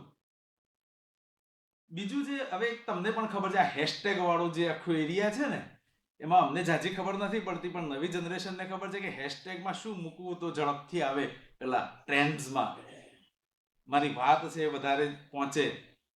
તો એ હેશટેગ વાળું જે કન્સેપ્ટ છે ને, મારી જનરેશનને કદાચ નહીં પડે ખબર, પણ તમને ખબર પડશે કે હેશટેગમાં એનું પણ એક નવી દુનિયા છે. વોટપેડ અને રેડિશ જેવા પ્લેટફોર્મ છે જે સિરિયલાઇઝ્ડ, ધેટ મીન્સ કે હપ્તાઓમાં સ્ટોરી પ્રકાશિત કરે છે. Next please. સોશિયલ મીડિયાએ શું કર્યું કે પ્રકાશન ઉદ્યોગના જે પેલા પરંપરાગત ગેટ કીપિંગ મોડેલ હતું એને તોડી નાખ્યું છે. કે એ હવે ગેટ કીપર નથી. હવે આપણે જાતે જ બધું કરી શકીએ છીએ. હવે તો તમારે કોઈની પણ જરૂર નથી. પહેલા તો એમ હતું કે સ્ટોરી હોસ્ટ કરવા માટે મારે કંઈક જોઈશે. હવે તો એ પણ એને આપવા માંડી સોશિયલ મીડિયાએ. બીજું, ડિસ્ટ્રીબ્યુશન માટે તમારે કાંઈ કરવાનું નથી. એ કોમ્યુનિટી બનાવો, સ્પ્રેડ કરો, વાત પહોંચી ગઈ. રીલ્સ મૂકવા પછી જોઈએ છે આપણે, કેટલાય જોયું, અને એવું દર 5 મિનિટે ચેક કરીએ છીએ કે કેટલાય જોયું. હવે સંખ્યામાં કંઈ એવો ડ્રાસ્ટિક ચેન્જ આવવાનો નથી. તમારો કોન્ટેક્ટ હોય એના સિવાય તો કોઈ જોઈ નથી શકવાનું. પણ 900 કે 1000 કોન્ટેક્ટ હોય છે ફોન બુકમાં, અને વ્યૂઝ કેટલા હોય છે ચેક કરજો. એટલે જે હવે કોર્નર પર લોકો છે ને, જે સાહિત્યમાં જેને કહીએ છીએ કે કોર્નર પર ખસેડાઈ ગયેલા છે, એ લોકો પણ હવે સેન્ટરમાં આવવા માંડે. એમને પણ ઓપોર્ચ્યુનિટી મળી.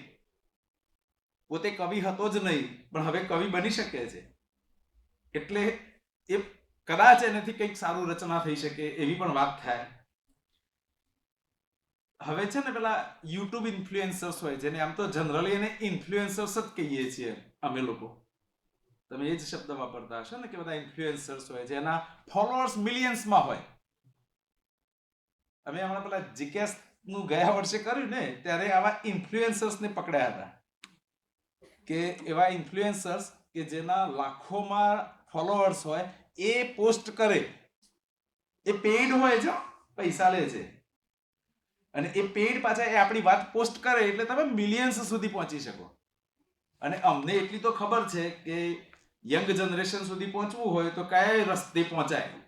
બરોબર છે? એમને પછી છાપામાં આપો તો કોઈ વાંચવાનું નથી, SMS કરો તો કોઈ જોતું નથી. એ તો એટલી તો ખબર પડે છે કે SMS ને છાપામાં આપવાની કોઈ મિનિંગ નથી, પણ આપવું પડે પ્રૂફ રાખવા માટે.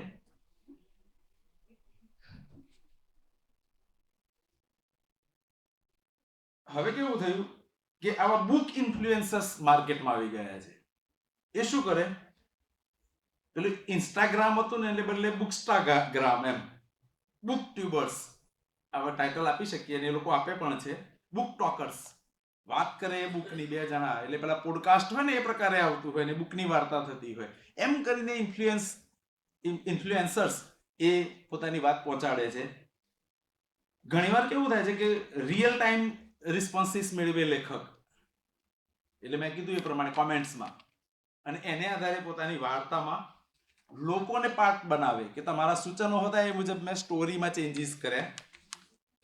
એટલે ઘણીવાર કેવું થાય છે, સિરિયલ ચાલતી હોય ને, મહિલાઓને ખબર હશે તો એમાં વચ્ચે પછી ક્યાંક આવે સર્વે કે હવે આ પાત્રને આમ કરીએ તો કેવું, પછી તમે એવા આપો ને ફીડબેક કે એની સાસુ ત્રાસ આપે તો સારું, એમ તો પછી એ સાસુને ત્રાસ અપાવડાવે, નહીં તો ના અપાવડાવે, આવું હોય છે. એમાં ટ્વિટર જેવા પ્લેટફોર્મ, એમાં શું થયું કે માઇક્રો ફિક્શનની શરૂઆત થઈ, કારણ કે 140 કેરેક્ટર્સની લિમિટ હતી. એને લીધે કેવું થયું કે સંક્ષિપ્તમાં, જેટલું શક્ય એટલું સંક્ષિપ્તમાં લખવાનું છે, 140 કેરેક્ટર્સની અંદર સમાવવાનું છે. એટલે સશક્ત જેને કહી શકાય એવા વર્ણનો જનરેટ થવા માંડ્યા. ટમ્બલર અને ઇન્સ્ટાગ્રામ જેવા પ્લેટફોર્મ્સ છે જેમાં ફ્લેશ ફિક્શન એ બહુ ફેમસ છે.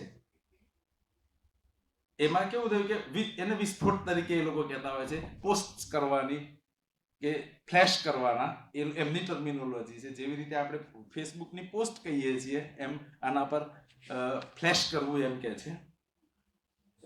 પછી ફ્લેશ ફિક્શનને લીધે શું થયું ખબર છે, એનું જે ફોર્મેટ હતું, ફોર્મ હતું, સ્વરૂપ, એનો ટોન હતો, એની શૈલી હતી, એમાં જુદા જુદા એક્સપેરિમેન્ટ્સ થવા લાગ્યા.